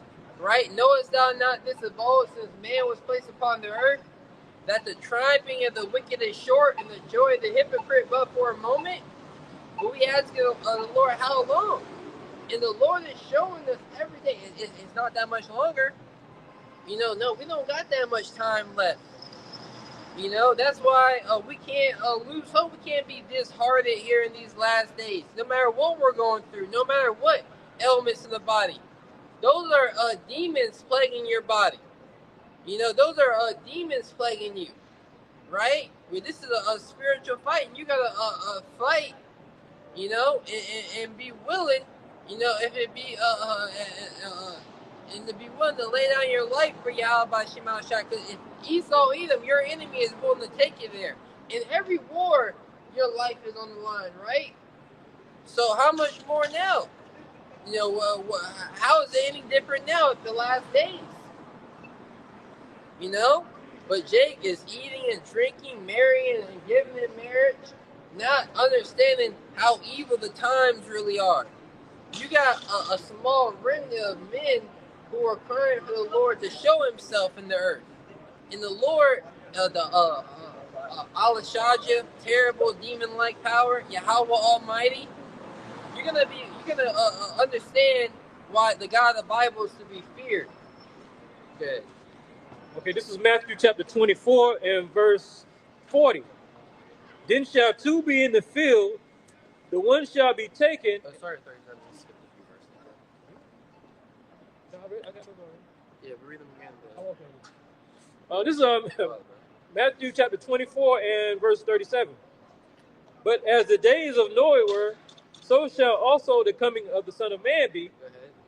For as in the days that were before the flood, they were eating and drinking, marrying and giving in marriage, until the day that Noah entered into the ark, and knew not until the flood came and took them all away. That's right. You knew not the error of your ways until the flood came. And you're not going to know the error of your ways until, Jesus Christ ain't saving you.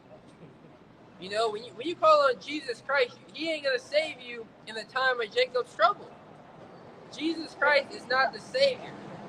He ain't going to be able to save you during the times of this great tribulation that's coming to the planet Earth.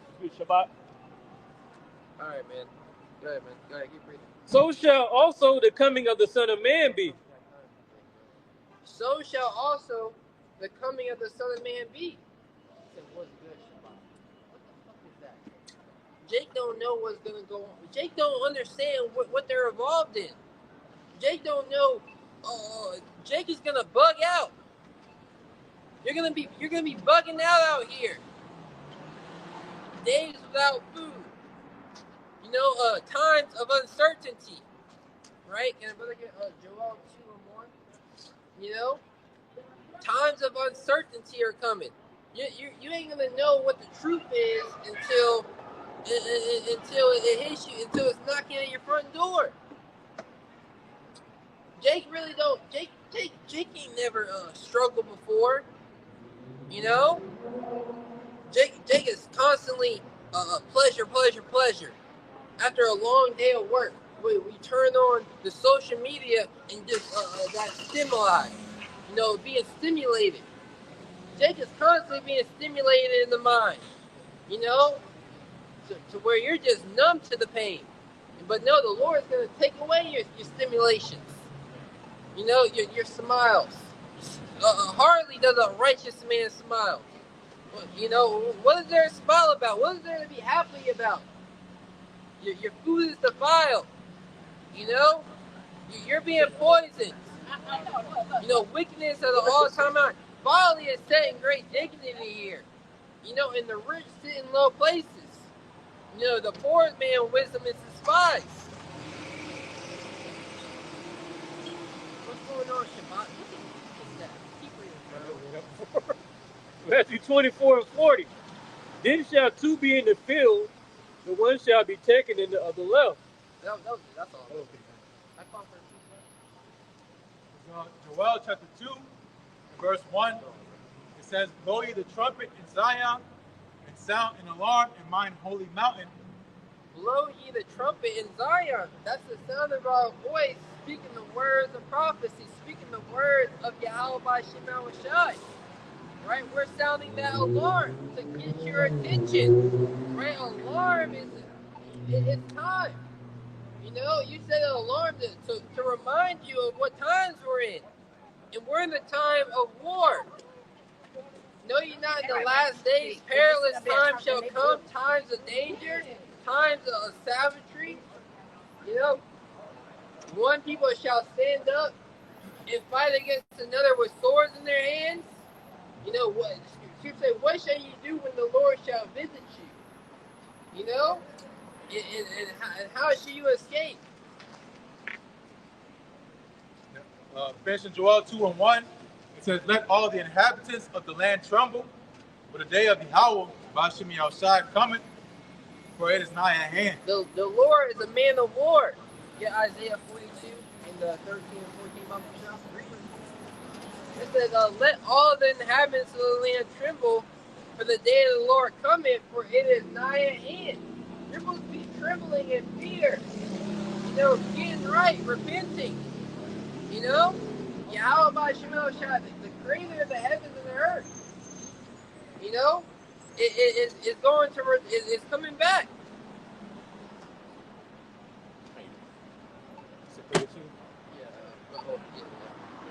So Joel 2:2, "A day of darkness and of gloominess, a day of clouds and of thick darkness, as the morning spread upon the mountains. A great people and a strong, they have not been ever the like, neither shall be any more after it." Yeah, it says a day of darkness and a day of gloominess.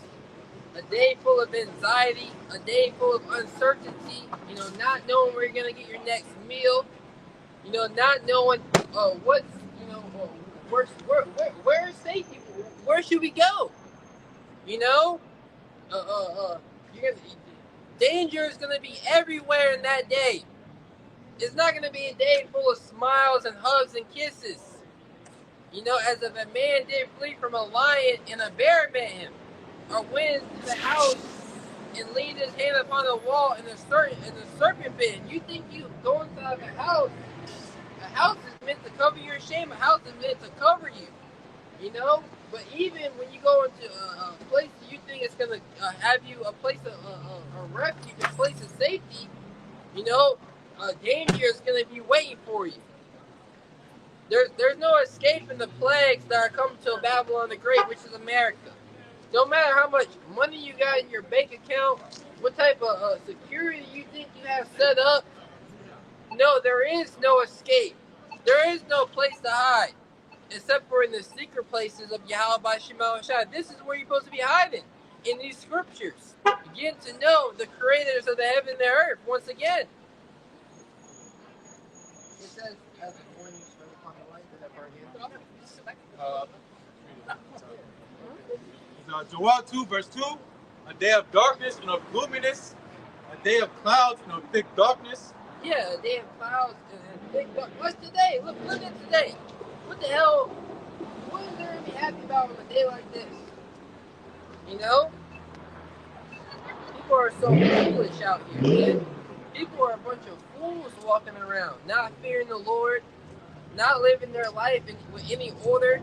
People just wake up, don't know what the hell to do with themselves. They just, I'm just here again, without any purpose. You think the God of the Bible set you upon the earth without a purpose? You know, the whole duty of man is to fear the Most High and to keep His commandments. That's the duty, to upkeep the earth, to do a service to the earth. The earth is destroyed out here. What happened to those puffy clouds in the sky? You don't see clouds in the sky anymore during a bright summer day.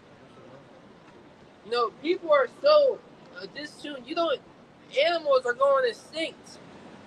You know. Joel 2:2, "A day of darkness and of gloominess, a day of clouds and of thick darkness, as the morning spread upon the mountains. A great people and a strong, that have not been ever the like, neither shall be any more after it, even to the years of many generations." That's right. That great people, you know, that strong is talking about the nuclear destruction. know, people don't know. People are people are unaware. You know that the God of the Bible is raising up these other nations to shoot missiles upon America. World War III, what was it, 2020? You know, World War III was trending. You know, everybody was doing memes and making jokes about it. You know, posting their little Call of Duty clips and say, if they send me to, you know, the Middle East, this is what's going to be done to them. People don't know war.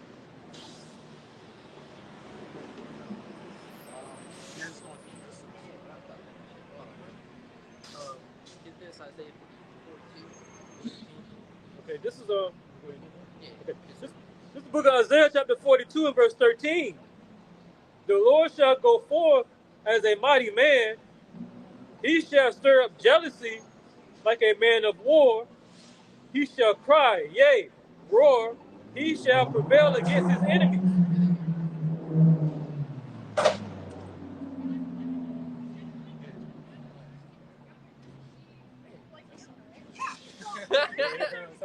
Like 7 years. Book of Isaiah chapter 42 verse 13. The Lord shall go forth as a mighty man.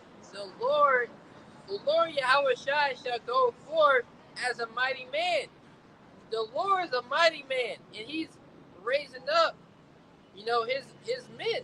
He's raising us up to be a mighty man of the earth, so we can stand in the evil day, right? And having all done to stand therefore with the breastplate of righteousness, right? The shield of faith.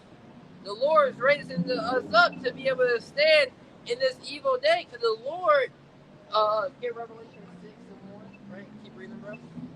He shall stir up jealousy like a man of war. So the Lord is stirring things up in the earth, you know, causing a division amongst these nations that are kind of bringing their MWO, right? No, he's throwing a monkey wrench in their plans.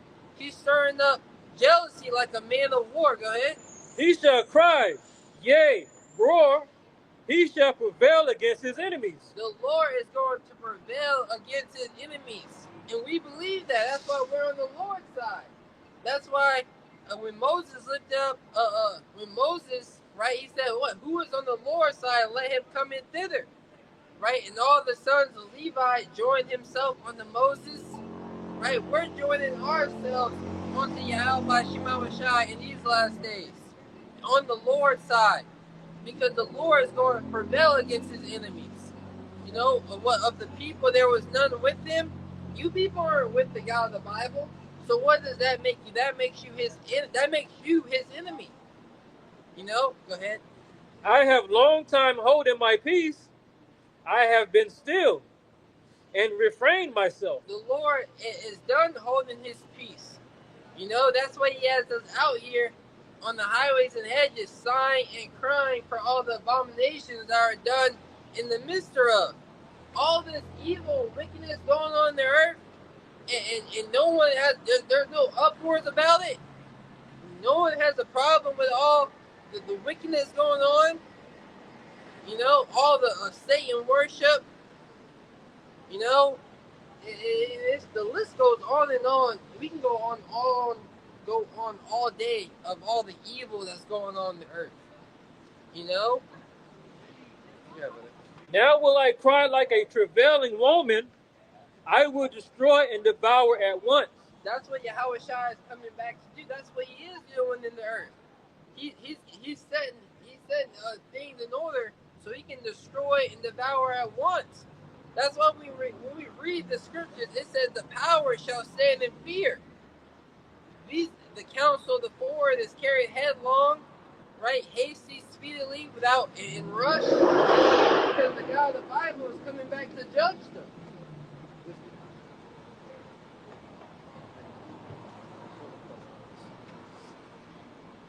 Revelation chapter 6. Revelation 6 verse 2. And I saw and behold a white horse. And I saw and behold a white horse. A horse in the scriptures represent power. White represents purity. So behold, a white horse represents the pure power that our Lord Yahweh Shai is coming back with. Go ahead. It says, and he that sat on him had a bow, and a crown was given unto him. And he that sat upon it had a bow and arrow, weapons of war. Yahweh Shai is coming back to declare war with America, right? And he's coming back to take the authority and power that these nations have, and it's going to be given unto him. That's what a king does. You know, bring your best warrior, you know, out to the forefront. And our best warrior is Yahweh Shai. You know? You ain't never seen a Jake like Yahweh Shai. You people ain't ready for the return of our Lord.